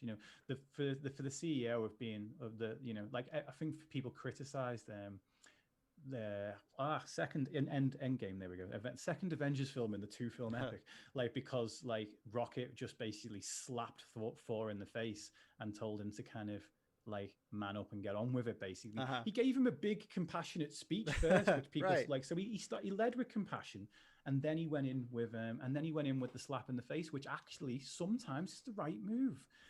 And because too many people liberally apply the whole, they're just attention seeking, just get on with it. Because so many people just throw that out there, and particularly with no context online to someone you've never spoken to before, it's never going to land right. But I do believe that there is an element of sometimes we actually do need to just do the hard thing, and we do need to just get on with it. Other times we need to wallow. Other times we need some time in that survival mode. And it's like looking back, I wish I'd probably started a little bit earlier. I wouldn't call it a regret, but I would say I was capable of more before I thought I was. And the only way you ever find out what you're capable of, you're always capable of more than you think you do. You are. Basically all of us, we're basically always capable of more than we think we are. Because we until we actually test that. And like for me, testing that was one day having a shower, was one day remembering to make my bed. And then it was, one day I actually made my bed every day of the week. It was like, and then step by step to the point of which of, retraining as a personal trainer, retraining as a mindset coach, becoming what I do now, putting me bloody stuff out there on social media, and then panicking that no one's going to like it. And, ultimately like feeling like I'm in Shaun of the Dead and going, nope, there's no zombies out there. Oh, no, there's the likes. There they come. Yeah, it's a tricky one. Thank you, by the way, everybody in chat who's pointing out that the audio balance was a bit off for us, but I think hopefully we've got it fixed up a little better now. Yeah, it's a really tricky one, because the way I sort of look at it is it's very hard to communicate a message to a larger group of people when that message is that there is a separate message for each of those people, right? Like exactly. We're all trying to like grow what we're doing and get the sort of word out there about what we're doing to more people. But the necessity of taking care of each individual person is that person gets what's right for them, right? And so the balance in terms of how we provide that for people on a wider basis in society is a very difficult one, because we would like to be able to provide everything that every person needs. But the hardest part is we don't know what people need until they communicate it. And then when people are in that survival mode, it becomes so much harder to communicate it. So Oh I'm, yeah. I'm curious if you, as a coach, do you find that perhaps some of the people who are most in need of your help are the people who aren't willing to take it? Yeah, Okay. 100%. Okay. That could actually theoretically be the shortest answer ever. It's just a straight up yes. Wow. But yeah, it's true. It's the person. There's two things about that. The person that needs it the most. They might be in a position where mentally they can't even engage with it. Yeah. And I actually have this reasonably often. As I said before, there are limits to what I will go to, and there weren't at first. That was a really bad idea. Oh.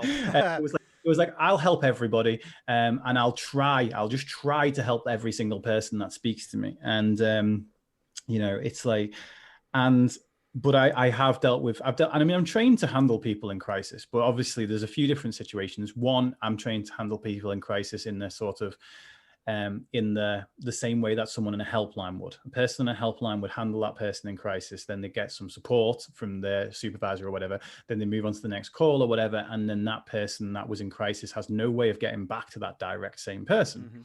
So they're cut off from that. Now, I don't have that, because obviously if you say my DMs are always open, it's then some people really do check that. And the people that are the thing is that one of the hardest things that I think will ever kind of stop the stigma from ever being truly broken is that a person in crisis is often a very desperate person. One of the biggest pieces of advice I like to tell people who aren't trained in mental health to help, if they're trying to help a loved one or a friend, is try and learn to separate the person from the condition version of the person.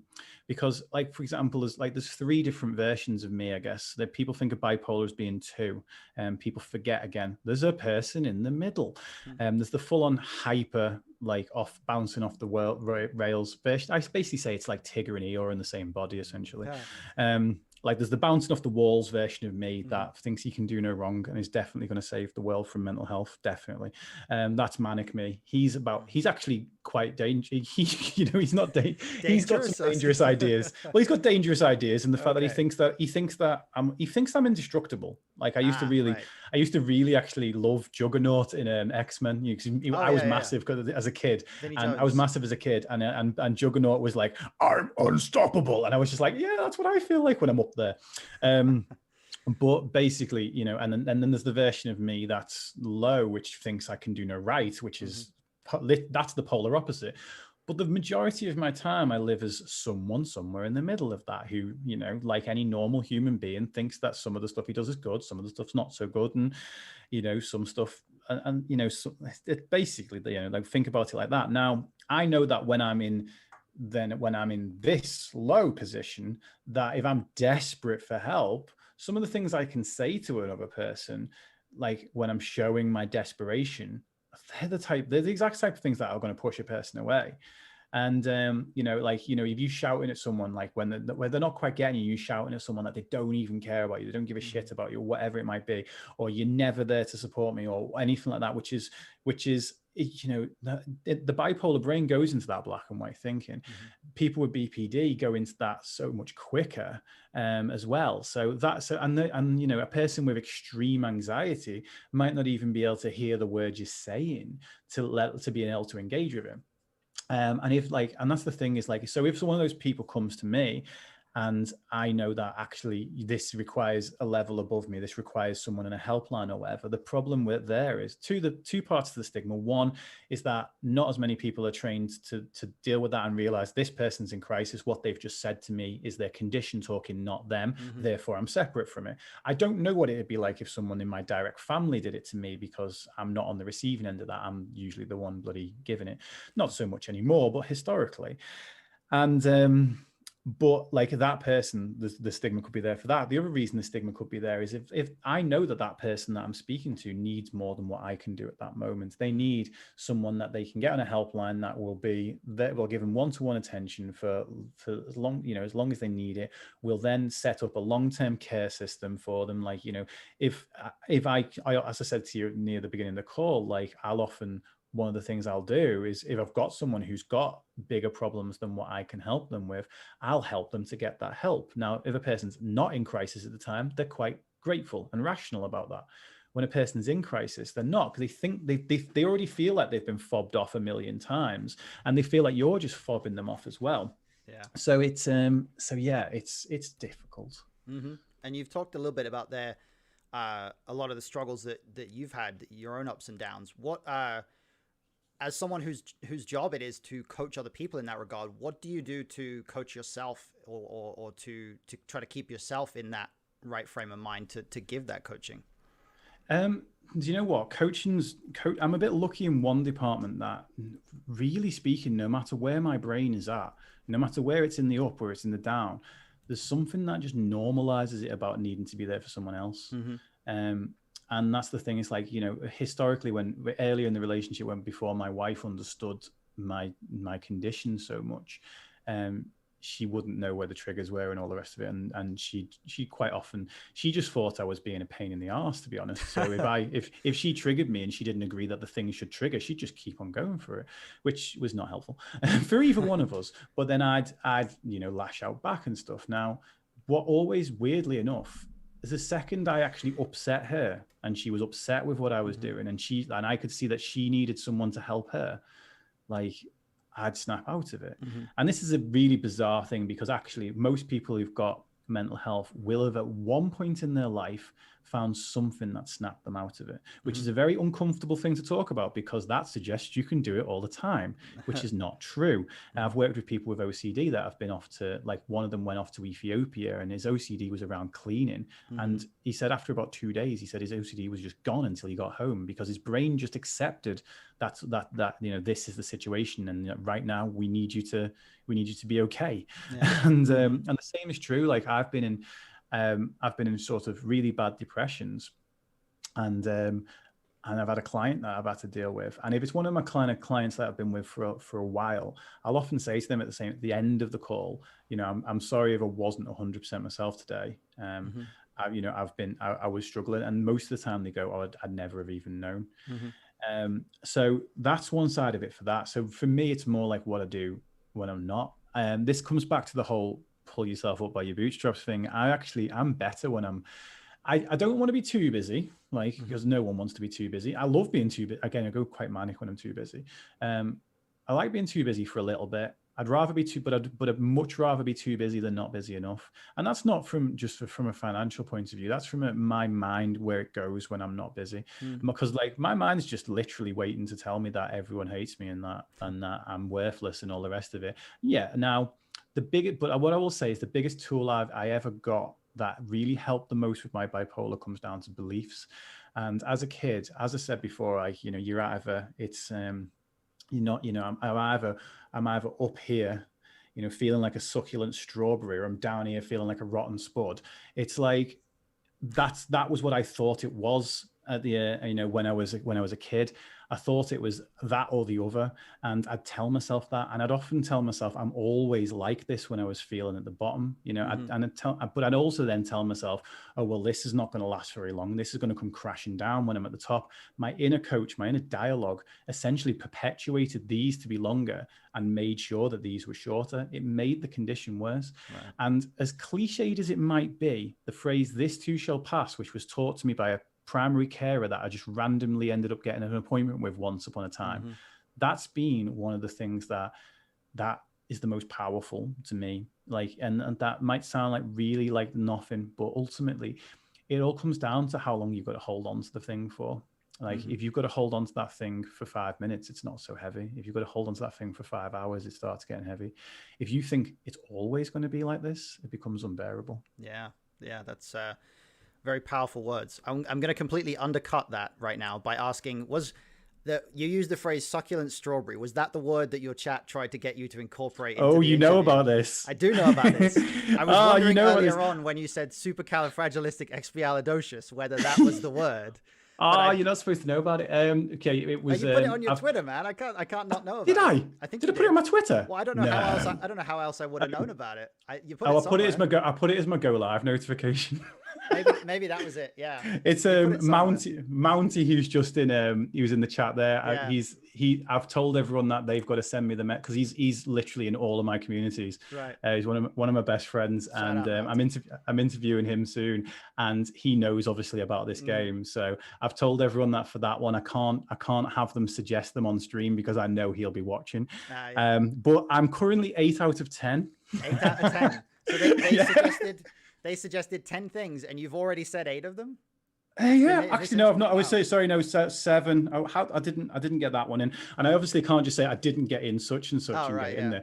To be fair, the chances of me getting the other 3 in are pretty slim. What are the other 3? You can just say them, and it counts, right? So no, it doesn't. Oh, I don't want to cheat. But now it's going to be obvious when you put them in. All right. They're all obvious. There isn't a single one of them. There isn't a single one that's not obvious. Fair enough. But yeah, I mean, to be fair, the only ones I spotted were the strawberry, the rotten spud, and was the spud one of them, or was that just something you came up with to provide? Yeah, no. So succulent and strawberry were separate ones of them. Okay. And spud was one of them as well. Okay. The one that I'm pretty happy that I got in, because I reckon I got this one in seamlessly, was codswallop. Oh, you did, yeah. I mean, I noted it and I was like, oh, that's a funny word. But then I figured, like, I mean, you're from the UK. Maybe I've just forgotten what people from the UK sound like. You know? Well, yeah, we all talk like Hagrid. That's codswallop. And you're northern too, so maybe I'm just alienated from that whole part of the country. Well, yeah. So okay. Well, now that you've asked me that, because I've been racking my brain as to whether I should be playing this game or not. As a streamer, do you think it detracts from the content? Do you think it detracts from the conversation? I think that, like, if you took it far enough, it would, right? If you took it to the point where the gag started to override the significance of the interview, then it would. But like, I don't think it's bad to have a fun thing to do, but maybe if you just did like 1 word each time, 10 words, I feel like you're directing the interview down a whole different direction. I want to try and get them in as seamlessly as possible, but I even actually said that to my chat earlier because some of the suggestions coming in were just ridiculous. Yeah. And in fact, one person suggested that not only do I have to get the word in, but I have to shout it at the top of my voice. I'm like, look, no, that's not the game, right? That's not the game. I mean, we're out here. The game is to try and not derail it. Yeah, we're out here trying to provide valuable content for our audiences, and the audiences themselves are screwing it up. What's going on, guys? Well, for me, it's kind of, I suppose it's trying. This is the only time I've ever done it on someone else's stream. Normally, I've got a guest on mine. So bear in mind that when you actually, I was going to say, well, you're coming on for the marathon on mine. So I'm sure you'll get whatever like in there. Like when you're in charge of the questions, you'll get it all in. There's no way that over the course of 26 hours. In fact, if it'd be funny if everyone said I've got to see how many times I can get them in. Mm-hmm. But then someone would watch the first hour and know that they're coming. And it's interesting once the other person knows what it is. I totally honestly got away with it with anxiety. Oh really? Wow. Yeah, but because she was essentially the prototype for it. God, I wish prototype was on this list. Yeah, I watched that interview actually.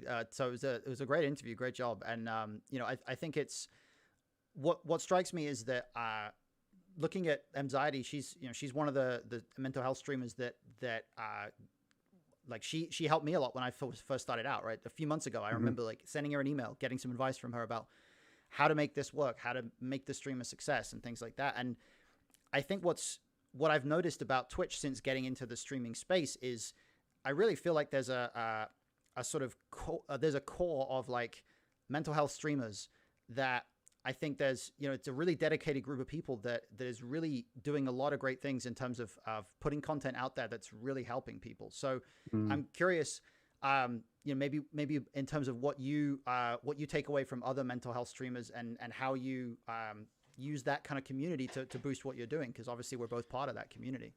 Yeah, I mean, anxiety's helped me a hell of a lot as well, because for me, as I said, I like to try and go as deep as possible. And it's funny that the majority of people, well, not the majority of people, a lot of people that end up in my stream, they come to my stream because someone else has been using the mental health hashtag flippantly. And let's face it, on every social media platform, people put it up there because it's a popular hashtag. People are actually searching for it. So, you are getting discoverability off using the mental health hashtag.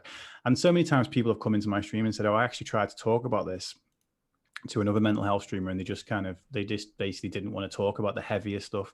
Yeah. And Yeah, so I had a stream where we had a few streams in a row actually, where it was always just one individual, not the same individual in each stream, but we always had one individual that really wanted a level of care that was probably beyond what I should have been trying to do for a stream.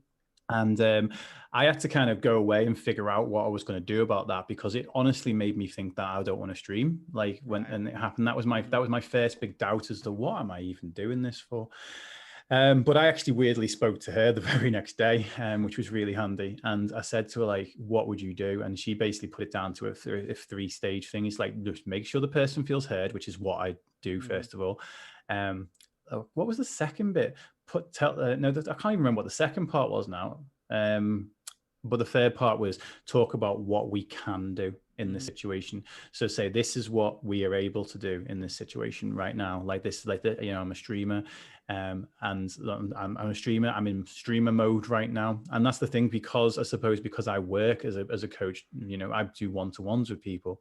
So I would try and treat a person in my chat as if I'm trying to do a one-to-one, and that was foolish of me, basically, because ultimately you can't do that without excluding everybody else, and it's like, I suppose, if I was doing that face-to-face, which I did before COVID, and I do over Zoom now, but if I was doing a seminar, like we'd do 45 minutes worth of content, and then 15 minutes at the end we'd do Q&A, and you would try, each person would kind of understand that you can't give everyone a full hour, but sometimes in stream, you'll get a person that was like, they'll just basically respond to everything you've got, and usually with a negative thing, which is often suggests to me that there's one of two things, because again, people say that there's no one with mental health attention seeking. Again, that's black and white thinking. It's ridiculous to say that no one with mental health is attention seeking.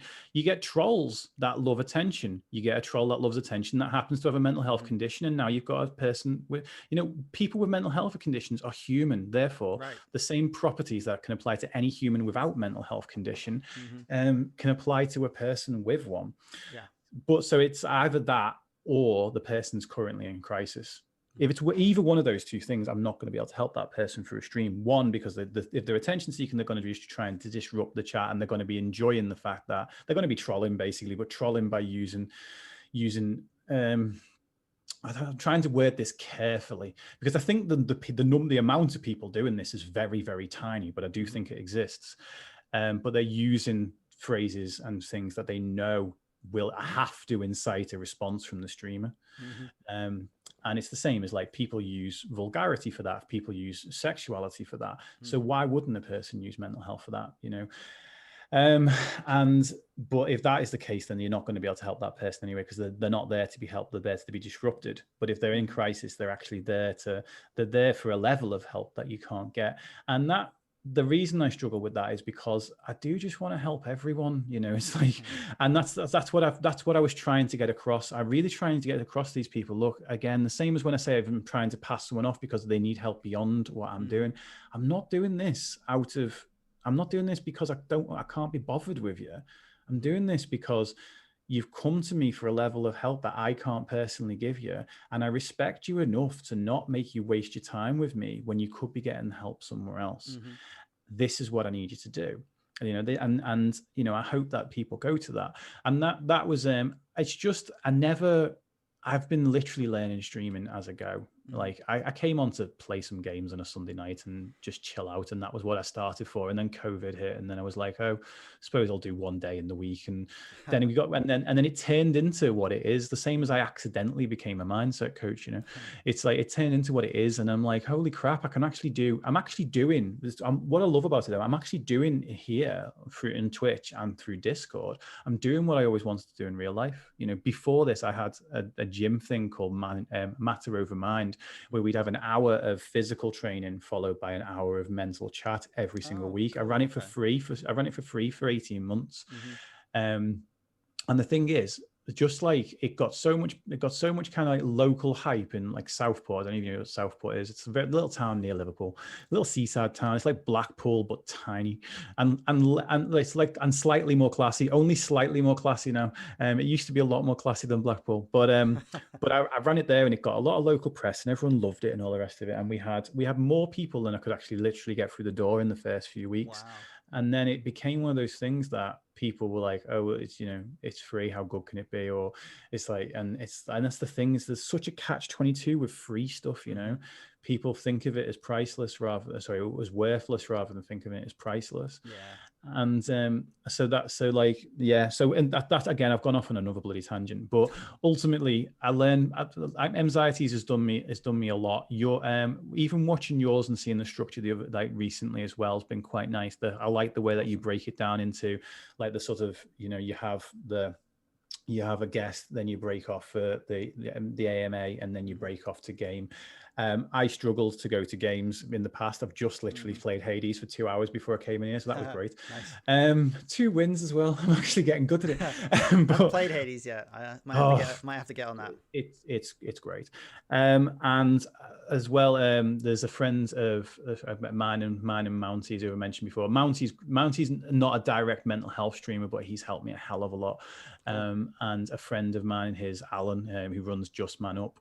Just Man Up _. I think I follow him on Twitter as well. He's an absolutely great guy, but his type of content is he does go into just chatting, but it's funny, it's entertaining, it's very surface level. They do go a little bit deeper sometimes, you know, but it's very lighthearted. And again, that's something that I need elements of in my stream, but I don't want my stream to become another I'm not there for mental health, entertainment, and lightheartedness. I want to go a bit deeper than that, which I know is harder to engage with, and it's harder to it's probably not going to gain the same sort of degree of popularity, because it's you know, like we're sat here talking about self-harm. It's not a fun vibe, you know. It's like, it's not supposed to be a fun vibe. It's supposed to be an appropriate vibe. Yeah. And that's the whole thing. So yeah, there's definitely like, I know, and then outside of that, it's just learning from other streamers in terms of like how to get a nice lighting setup and and all those things, you know, or how to plug your damn internet in, because I did my first 2 months on Wi-Fi and that was dreadful. Oh, geez, that sounds like a nightmare. Sounds like an literally had a cable drilled through the bloody masonry. Oh wow. Well, at least you got it now. That's good. Yeah. So yeah, I think that for sure, like I'm kind of in the same boat in terms of when you think about when you start to think about Twitch as a community, as opposed to it's just a website that allows people to stream, you know, it starts to take shape in a very different way. And you start to see how, you know, you have all these different streamers, all these different communities that surround the streamers. There's connections between streamers being built. There's interviews being done. There's one person appearing on another person's stream and vice versa. It's an ideas platform, just as much as it can be a platform for games or something like that, you know. And I think that having people like yourself out there in that space, as well as doing stuff kind of in the physical world, so to speak, you know, I think it's super valuable for everybody. So I'm glad to hear that you're getting a lot out of it in terms of having been able to grow and been able to learn from all these other streamers and stuff like that. That's fantastic. The one other thing that I'm really curious about, actually kind of came up from what you were saying there a little bit. When you encounter somebody that is struggling on a level where you recognize that, let's say it's beyond your skill set, or this person needs a type of help that you can't provide. And then that person also says, but I don't have access to somebody, I don't have access to what I need. How do you handle that? Because that's always the toughest thing for me as a streamer. Yeah, absolutely. That is super hard. It's one of the things when it's a UK based person, is if they've got access to Twitch, they've also got access to Shout, which is the Shout is a text based service. Okay. So I'll often get people say, well, I don't want to talk to anyone, and it's like, okay, well, with Shout you can text someone. It's like, right, like I think Shout, they give you a person, like you get a 1-to-1 person for up to 2 hours. That's great. And their actual helpline is designed. I had their chief psychologist on my podcast earlier in the year, And she was basically saying that people think of it as a mental health helpline. It's a crisis helpline. Any type of crisis. If a person is suffering domestic violence, they can use that. And again, it's a great source for help, because a person who's who's suffering domestic violence might not be able to speak. They might be typing on Twitch because of that reason. What, again, outside of the UK, it's one of those things that I'd probably do a very quick bloody Google at that point to try and find out, because before the stream I worked literally just in the UK.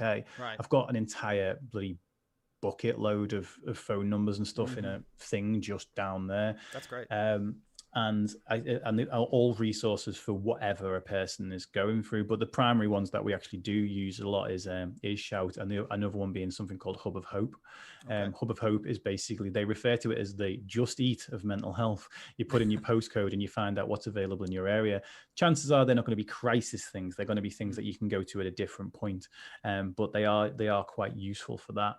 And I suppose that's been one of the biggest things I've had to say this year is I am not a helpline. Because I used to always do that whole thing, especially when I opened up my own suicide. I used to do that thing saying, look, if you don't know who to reach out to me. And that was great 2 years ago, like when I'd get like 1 or 2 people a week at most doing that. But like as anything grows, that becomes something unmanageable. And it's like I can honestly see now why people like not to me, no one's called me a sellout yet or anything, but I can honestly see why people become what we see as from the outside as sellouts. Like no one knows what it's like to work in mental health until they actually do. And the biggest one that I hate people saying is that not enough's being done. You know what? Not enough's being accessed. Yes. That's like there. Don't get me wrong. There is more to be done. There is definitely, and especially your side of the pond, there's even more to be done because of the healthcare system there. Don't get me started. It's like, people will say to me, I'll be like, look, you need some additional help on this. And Americans have told me in the past, and I don't know how much truth there is in this, but they say like, well, look, if you actually open up about your mental health over here, you get put on a register, you'll get put, and there ends up being negative consequences to the fact that you've opened up about your mental health. That's partially grounded in reality. Like it's an exaggeration, but it's not untrue by any means. Yeah. Well, it's like, we grew up over here, like being told like you'll get sectioned or you'll get sent off to the loony bin, or Borstal, I think was the one I was told. I thought that was just a boarding school, but ultimately it's like people think that's what's going to happen. They think that if they tell a person that they're having suicidal ideations, that they by opening up about that, then someone's going to phone 999 on them, and just the next thing you know, you're going to have an ambulance around at your house. When in reality, unfortunately, it's more like the opposite. More likely you're going to tell someone and someone's not going to know how to handle it, and they're just going to go, or they're actually going to say, I'm really sorry to hear that. Is there anything I can do? That's like the sort of well, those are the 2 situations you're going to get. You're not actually going to get someone committing you in the UK. So it is difficult. Like I had and I try to go above and beyond as well. Like I've got this. Oh God, it sounds like so. I've got friends in different places. I was nearly about to say. I was like, I've got friends in like Norway and with. I like your posh voice. I like the posh voice there. Thank you very much. I was getting told off earlier about my Irish accent by some of the followers. But yeah, so I've got like friends in different countries that I met through Thai boxing and stuff back in the day, and they're still keep in contact with. So, and I've got PTs that I know from different countries and stuff. So so what I'll do is if I had someone from Norway come in and say, well, that's all well and good, what do we do over here? And I'm like, I actually don't know, but I'll try and find out. And I try and take that principle. So if someone says like, and what can they do? Like I did speak to someone from America quite a while back, earlier in this year. And, I give out 365 free sessions a year. So it's something called a life a day. And I do them for people wherever they are. And I'll try and help them at least move forward a little bit from that session. But like, then it's like, what does that person need beyond that? And it's tough because again, the people who need the most help, it's like, well, how do you get that for them? If someone is in crisis in that moment on the stream, I'll sometimes talk through some breathing techniques at least, and try and get them at least able to access some of their rational thought, because you can be in crisis and in panic at the same time. And I might not be able to fix the crisis, but I can talk you through talk you through grounding. I can talk you through circular breathing. I can talk you through, but it's hard. And it's one thing I found that's hardest about stream. And I think I said this on my stream on Tuesday, was the fact that the techniques that I know to help a person in crisis have never failed face-to-face, ever, but they fail on stream. They also haven't failed on a video call. Like when I can see the person. So there is a little tiny part of me, and I hate this because obviously I want to believe the person. I want to believe that what they're telling me is completely and utterly accurate. But there's part of me that thinks the thing I've just suggested to them, have they actually tried it? Whereas when you're in front of the person, they do try it. So like if I'm going for a breathing technique and I'll say to a person, look, just try and make your breath slower, even if it's just 1%. They're like, I can't. And it's like, you know, you absolutely can do it. You can do it. You know, it's like, and for example, I had someone in stream a couple of months back, about 6 weeks ago now, actually, that basically said, like, I can't do anything. I just can't do anything. And I was like, you've been chatting in our chat without a single spelling mistake for 20 minutes. So at least give yourself credit that you can do that. Every message after that had spelling mistakes in it. And it's like, you know, obviously you have to sit there and go, have I made that worse? Or have I just told that person how to let me know that things are worse than what I said a second ago? It's hard, but that doesn't happen face to face. So like I've never had that happen face to face. So yeah, the medium obviously does it. Obviously the person talking, there's a delay. There's between when they're typing and when I'm speaking. There's 6 other people saying things in the chat or whatever.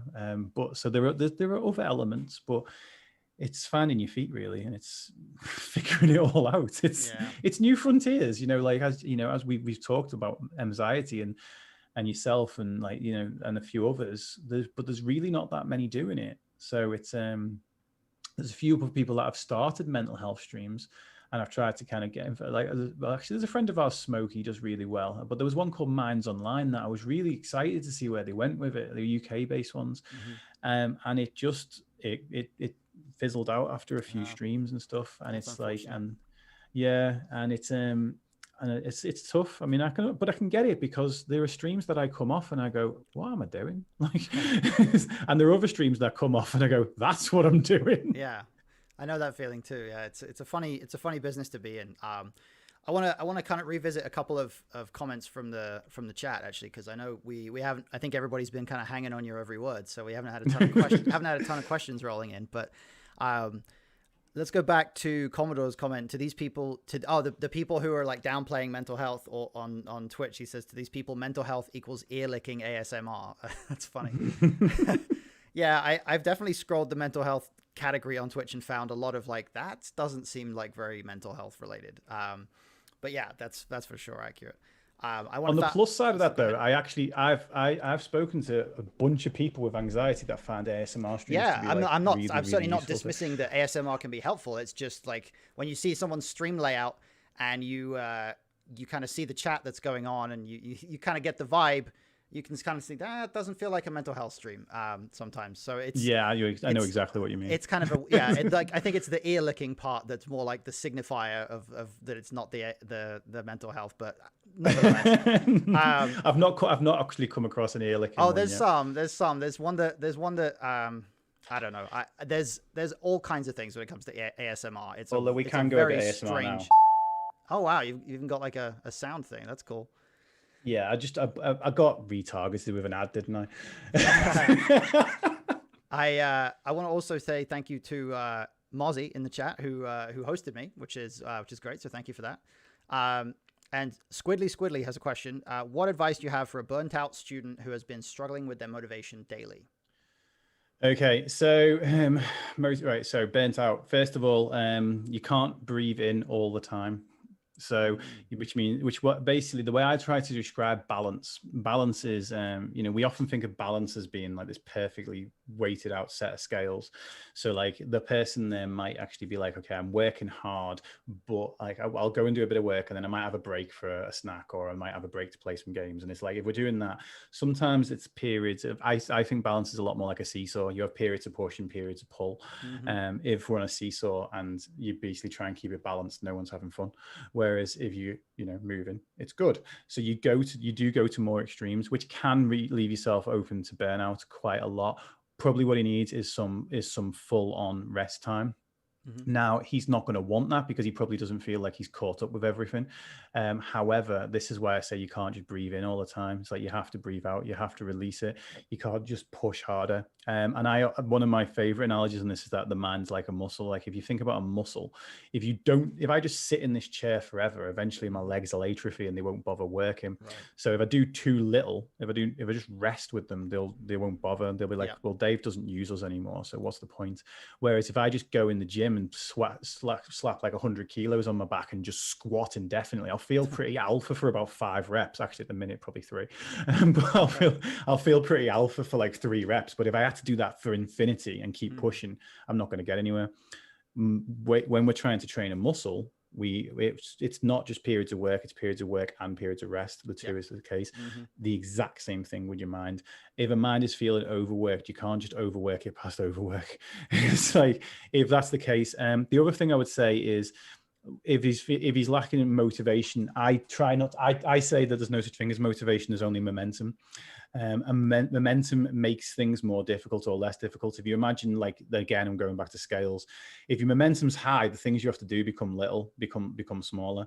But if your momentum gets low, even the simple things actually become difficult. Like I talked about when I was in crisis, you know, I couldn't make my kids dinner. Like most days, I make my kids a bloody massive dinner, and me and my wife something completely different because they're pickier than we are. And you know, I'll do that most days now. Everyone jokes on a Tuesday when my lunch appears from the side of the stream, and I'm like, yeah, she gets her dinner 7 days a week. Although she is making a chili right now, so we're okay. But yeah, that was when when my momentum was all the way down there. Cooking was all the way up here in terms, or even showering, getting out of bed. If his momentum's down there, he feels like he's failing at absolutely everything, then that's going to be it. Now, the big thing that keeps your momentum down isn't just struggling with things in life, it's how you talk to yourself about it. Chances are he will have asked himself the following 2 questions. Number 1, why can't I do this? Why can't I do this assumes that you can't, and suddenly but all the answers that come back as to why you can't do this are about you and not about the problem. You won't say, I can't do this because the problem's difficult. You'll say, I can't do this because I'm fundamentally lacking in some way, shape, or form. Or that other people have got something that you don't. I mean, if a streamer says, why can't I get popular? Chances are they're saying, well, it's because all the female streamers are taking away my audience. Yeah. That's what they're I've heard that so much, and it just blows my mind, because it's like, do you think that the same people who are watching a streamer just because they're female are the same people who would watch you? Like, do you think that's your audience? I'm willing to get my moves out for it. And I will do anything for likes, but I won't do that. Wow. That wasn't part of the challenge. That was just for free, right? That was just a free That's just because I'm getting a little bit hyper now. Right. But yeah, the 2 questions, there we go. Yes. So the number 1 is, why can't I do this? The follow-up that every single person in this chat will have asked themselves at some point in their life, and I will guarantee this, is, what's wrong with me? When you ask the question, what's wrong with me, you invite 3 groups of trolls into your head. Everything bad you've ever thought about yourself, everything bad that anyone else has ever said about you, and everything bad that no one else has ever said about you, but you know that they're thinking it. So my teacher thinks I'm an absolute loser and I'm failing. Does he? Has he told you that? No, but I know he's thinking it. We've all done it. We've all had that thing where we think someone thinks the worst of us. By the way, somewhere in this world right now, there is someone that is thinking the best of you. We don't ever dwell on that, do we? But anyway, the reason I say about these is, when you've got those 3 groups of trolls in your head all going off it at the same time, what's that going to do to your motivation, or your momentum, as I call it? It's going to bring it down. As it brings it down, the difficulty of things continues to go up. So the way I get people to actually figure that out is we replace those 2 questions. We replace, why can't I do this, with, how could I do this? 2 very small words, 2 very big impacts. 1, how could I do this? You stop looking for the reasons you can't, and you start looking for the ways that you could. You may only end up with 1 way you could and 5 reasons that you can't, but guess what? You only need 1 way forward. second question is, what can I do right now to move forward?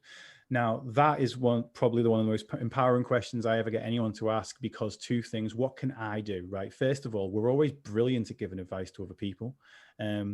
So first of all, we actually know answers. Now, we've learned over time, there's something called learned helplessness, which I'm sure you've come across, which is we learn that our answers are insufficient to get us forward, but we've just been asking the wrong questions. When we ask, what can I do? Right. We first of all start with, what can I do? What can I do might be reach out for help, but it's not sit around and wait for help to come to you. There's a big difference.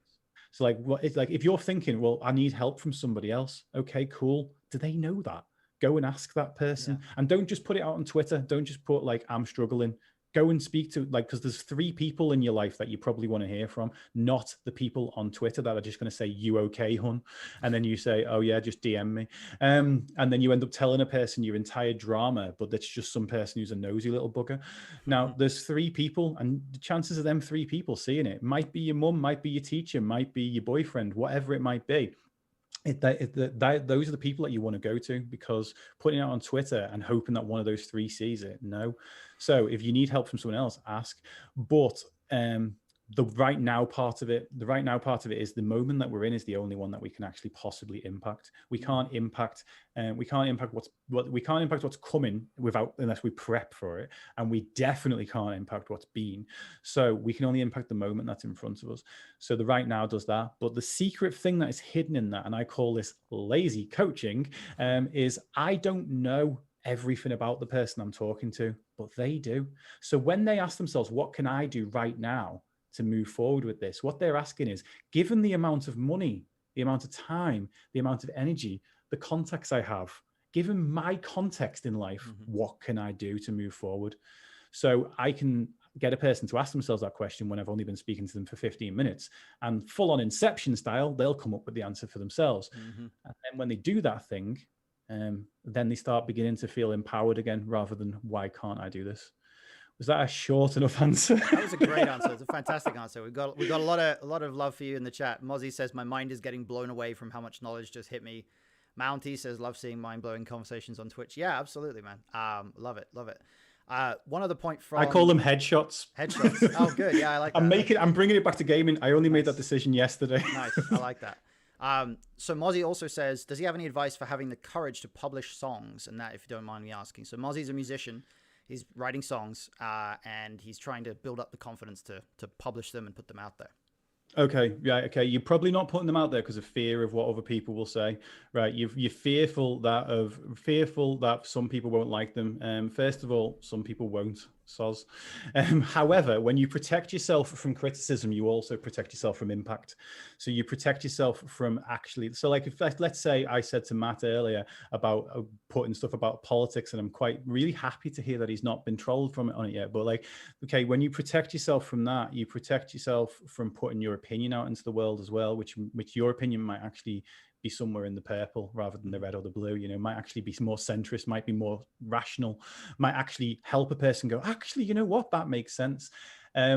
First of all, decide that you are good enough and do it for the sake of your own art. So not trying to impress anybody else, make the music that you want to make. That's one of the things I have to do with my content. So I have to find that sweet spot between what do people need to hear and what's the content I want to make. But ultimately, yeah, when we protect ourselves from criticism, we also protect ourselves from impact. There are people out there, just as I said before, we assume that there are people out there that are thinking badly of us. There are people out there that'll be thinking great of you. One thing that I will say though, and this is just to prepare you for the road as a creative, is there'll be people out there that will listen to your music for like 6 years and finally reach out. There'll be people out there that might listen to your music for like 10 years and never reach out. They just love it and like it. It's like, because sometimes people don't. And that's why I actually often, I try and get people to do preemptive strikes. If someone because we only ever hear about these things, like if we're forced to, like if I was to, for example, go on my Twitter right now and be like, oh my God, I'm so fed up of this. I'm sucking at this mental health, like online stuff. I just want to throw it all in. If I did that, on Twitter right now, at least I hope it would, then people would be like, oh no, Dave, you do, and then probably get someone in the DM saying, oh, I've been watching your stuff for like 2 years and I've just never reached out, but I want you to know that this. And it's taken me, I've been doing this coaching stuff for 5 years. It's like, it took me years before people would say that. I've actually had people say that about the 2-year thing.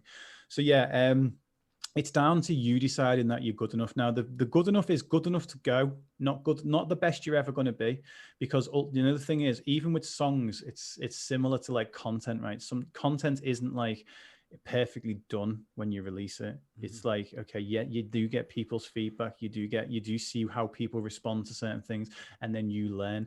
But the thing is, you only do that by actually putting it out there. I've been trying to get my eldest son to take on this approach, because he wants to be what Kevin Feige is for Marvel, but for DC. Oh wow! So like, there's only that's a big goal. Wow, that's a big goal. Yeah, he's not written a single script yet, and he's like, but he says to me, I'm worried about the first one being rubbish. He's like, the first one probably will be rubbish, but guess what? You can either write your rubbish one and then learn from it and move forward now, or you can write your rubbish one when you're 45 and then have to learn and move forward from there. But yeah, I would say, honestly, the fear of what's going to happen is so much worse than what is going to happen. And the only way you're actually ever going to realize that is by putting it out there. And that's the thing. If no one listens to start off with, that's normal. That's actually perfectly normal as well. Things gather momentum over time, and there'll probably be one day, like because people like new stuff, there'll be one day like 6 years down the line that you're like, God, I wish I could release the one I released the first time, like now.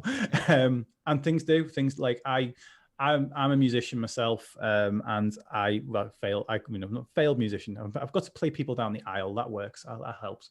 But you can find me on SoundCloud if you search my name. Let's just put it out that way. It's not great, and none of it's particularly great. But I decided that I just had to kind of implement and put it out there.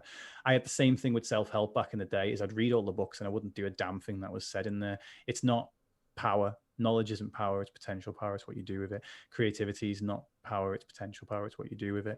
And I randomly put some of my SoundCloud up on one of my streams a few weeks back, and a couple of people in the chat really loved it. And it's like, and I was like, oh, I totally and utterly kind of just closed the door on that part of my life.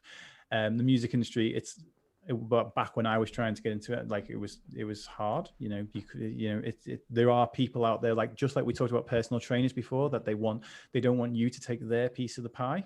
But there is also opportunities for collaboration. There are people that'll love you and vibe with you, but you're protecting yourself from all of that whilst you protect of all that good stuff that could possibly come out of it, whilst you protect yourself for thingy. If my son writes a Lobo movie like they wrote Deadpool, he'll print money. Right, okay, send that to Sam right now. Text him that movie idea. I mean, whatever he writes, it won't be worse than the Whedon version of Justice League, right? So yeah, he won't. He won't have to sweat that too much. He's super excited about the Snyder Cut. Yeah, I'm excited about it too. But yeah, he's got the interconnected ideas stuff going. That's what he loves, like the way the MCU is, and it's all woven together. But it's all in his head, and he just won't put it down to paper. And I'm just like, just do it. And he's afraid of it being he's afraid of it being crap. And it's just like, and I've showed him my early videos. I mean, he filmed one of them because I didn't have a tripod back then. I've got like 10-year-old Sam or whatever holding my phone shakily as one of the first videos. I'm like, look at the difference between them and what I do now. But I had to go through. What I do now. I had to go through that to get to this. You can't. You can sit there and try and perfect a song as much as you want, but sometimes you need to move on from that song, put it out there, put it out into the universe, and then weirdly enough, it opens up creativity up here as well. You'll probably find yourself writing new stuff. Mm-hmm. Yeah, and it's funny on that note, when it comes to how to gain confidence over trying to achieve something, trying to do something that you know is going to be a project that takes a long time. When you're investing a lot of time in something that you're going to be doing for potentially the rest of your life, the thing that I find really helpful, and this is coming from a kind of poker player perspective, is to visualize the timeline being as long as possible, right? Because when you're involved in poker, when you're playing poker, the only way to track results is to look at the big picture, because when you look at the micro level, if you play 10 hands of poker or 100 hands, 1,000 hands, 10,000 hands even, it goes up and down the graph of wins and losses, and it's hard to even spot trends sometimes. But when you zoom out and you zoom out and you zoom out, what you end up seeing for the best players that are out there is a graph that's just a straight line going upwards to millions and millions of dollars that they've made, right?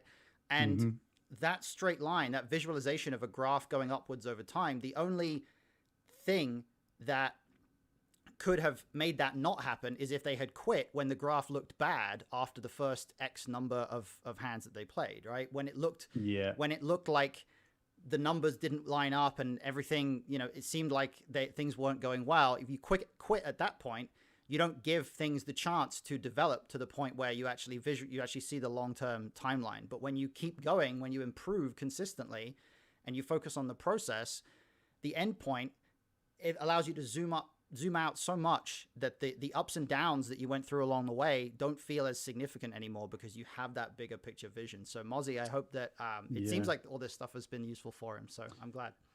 Yeah, that 100%, that whole big picture thing, I have to remind myself about that all the time. In fact, I've got written on that board over there, you need more patience. And it's one of my friends once said to me, he's like, you look at mountains with magnifying glasses. And I was just I'm like, yes, sometimes I do. And it's like, I was convinced at one point, it's like, if you get the small stuff, like on the day to day and all the rest of it, like if you take care of all of those little micro details, then that's going to be it. But no, actually sometimes you can see things that aren't there. I mean, I have this conversation with other streamers, because obviously streaming, as you well know, it's a roller coaster of one day you're hugely popular. Someone rocks up with one of our friends got rocked up on a raid with like 65 people a couple of days ago. And it's just like now I wrote on that board again, after I did a stream where I'd ran 42 miles through the night. And then I did a stream the next day for charity. And because I basically said that any subs that came in that stream were going directly to the charity, and I'd match it as well. So not only would I be obviously you get half of the sub, so I pay the full sub plus match it. So I ended up like I ended up giving. It cost yourself a lot of money. I guess. It cost myself a lot of money, but I didn't expect them to go. I said, like, if we get to 20, I think it was, we'll put a bonus 100 quid in there or whatever as well. It got to 20 in like 5 minutes, and it was like, I'm like, so my one and only payout from Twitch so far has not only not come to me, it's gone to the charity, but with extra on top of it. However, the stream, we had 4 raids in it. We had it was ridiculous, and then honestly, the amount of new follows, the amount of new everything was just ridiculous. And I, even in about 3/4 of the way in there, I'm like, right, I just took my headphones off. I went over to that board. I'm like, do not compare streams to this stream, like, because it was astronomically above anything that I'd done like before. And then the same happens when I do the big events. Like, I've done the mental health marathon that we're going to be speaking on. There's been warm-up events for that. We've done the mental health 5K and the mental health 10K. We were supposed to do the mental health half marathon, which was 13 hours of streamers. But I don't have the time to fit that in between now and February, and plan it. And then ended up using people that then I'd be speaking to a month and a half later, and we maybe have nothing new to talk about. But I'm going to do a 13-hour stream instead. But those events end up being pretty hype. And that 26-hour one, no matter how it goes, the fact that I've managed to get through 26 conversations about mental health in a row, I know that manic me is going to be keeping me awake for probably another day after that. Which I also know means there's going to be a crash coming. Now, you can't compare these. If I was to then, as you just rightly said, zoom out from all of that. And I've done that. I've looked at my stats since March, when I actually started streaming, and I did a show for the NHS in April, and then the first week they sent an email out to like 30,000 people, and 100 of them turned up. So we had an average viewership of 60 on one stream when I'd only been streaming. That's how I got my affiliate. I should tell you how I got affiliate. Well, actually, no, I think I had affiliate before this, but a friend of mine, he's a friend of a friend of a friend through poker. He's from the UK, very popular poker streamer. I was at about 2.5, or maybe I just got affiliate. I can't remember. He rated me with 350 people, and then And then 2 weeks later, I'm at like average viewers of like 7 because of that one stream. He raids me with 1,300 people. God. Yeah. Right. And suddenly I'm out there like playing Last of Us Part 2, and people stuck around, and I had like hundreds of viewers for like a couple hours on end. And it was like 8 o'clock PM here. And I was like, I've still got like 150 people. I'm so exhausted right now, but if I just keep playing, my average viewership is going to keep going up because these people aren't leaving yet. So I had this dilemma of like, how long do I want to try and exploit this raid for? You know, it's a weird thing. Yeah, I don't think I'd have ever. I don't think I'd ever come off at that point. I don't know. That's awesome. Yeah, it was fun. It was fun, but it's like you can't afford to look at that. I looked at that and I was like, I'm just super grateful to this guy for helping out my stream, number one, but like also, if I thought that was going to happen every week, I would be drowning in self-pity every time it doesn't. You know, every time if my stream suddenly doesn't have 500 viewers every day, like I would be feeling really bad about it. But in reality, because I have this long-term picture in mind, you know, I'm able to see like if I look at my average viewers at the beginning of the month, and then at the end of the month, I'm, 0.5 average viewers higher, or I'm 2 average viewers higher, or whatever. Like that's a successful month. That's good because I'm on the right trajectory. Absolutely. So it's all about the trajectory, I think. Commodore, 100%. Commodore has a great point here about a writing appliance for your son there. You might want to write that down. I've already got a note of it. Excellent. I've got your chat open to the side. Yeah, I just want to make sure. Just want to make sure that everybody's copying everything. Welcome, Q Mega Red. Thank you for being here. In the beginning, Matt put out 3 chairs in the audience. Not all were full all the time. Yeah, I guess that's true. That's kind of true. That was what I actually liked. That's what I liked about being here over the face-to-face ones, because obviously in the face-to-face ones, if I turned up and no one turned up, I didn't just leave within like 5 past or whatever. But I'd sit there like playing, I don't know, like Words with Friends or something on my phone, and then I'd kind of feel like I've kind of put this 2 hours to one side for every single Monday, and some weeks that people wouldn't turn up. Other times I'd do it because I had something similar with my personal training clients where I'd turn up every Sunday morning for an hour to do a free class.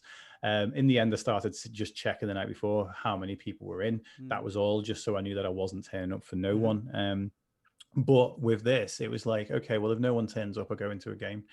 And it's cool. It's like, okay, well, I'm going to be here for 3 hours. And it's like, if no one turns up, I go into a game. If the chat gets quiet, we go into a game. The only downside with that is sometimes if the chat gets quiet, I go into a game, and then the chat, we don't get the chat back up and running. So it's, so I'm still, as I've said about 4 or 5 times, I wish Finding My Feet was one of these, otherwise it'd be on there 5 times. But, I'm finding my feet as I go. I'm finding out what works. And yeah, I think we all are. Yeah. So we've actually, it's funny, we normally go about an hour on here, but I've kept you on longer because I assume no one ever only goes an hour with me. I mean, like you've done this before, you know how it is. So it's great. I want to kind of wrap things up, but I always like to end on a positive note. So if you could pass on one kind of piece of advice that you think is a nice, simple, actionable thing that people can do moving forward to boost their mood, maybe if they've been struggling, what do you think is like the number one thing you think people should start with? Okay.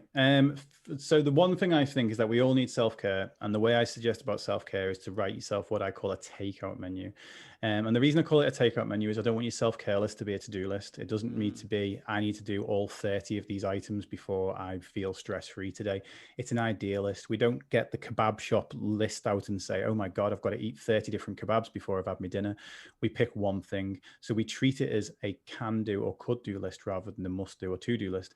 Now, with your self-care, so like when you're finding like you're reaching out for a beer, or you're reaching out like for stress relief, or you're reaching out for food or drugs or whatever it might be, is that you actually then go, actually, what else do I do? And you've got this list to one side as a takeout.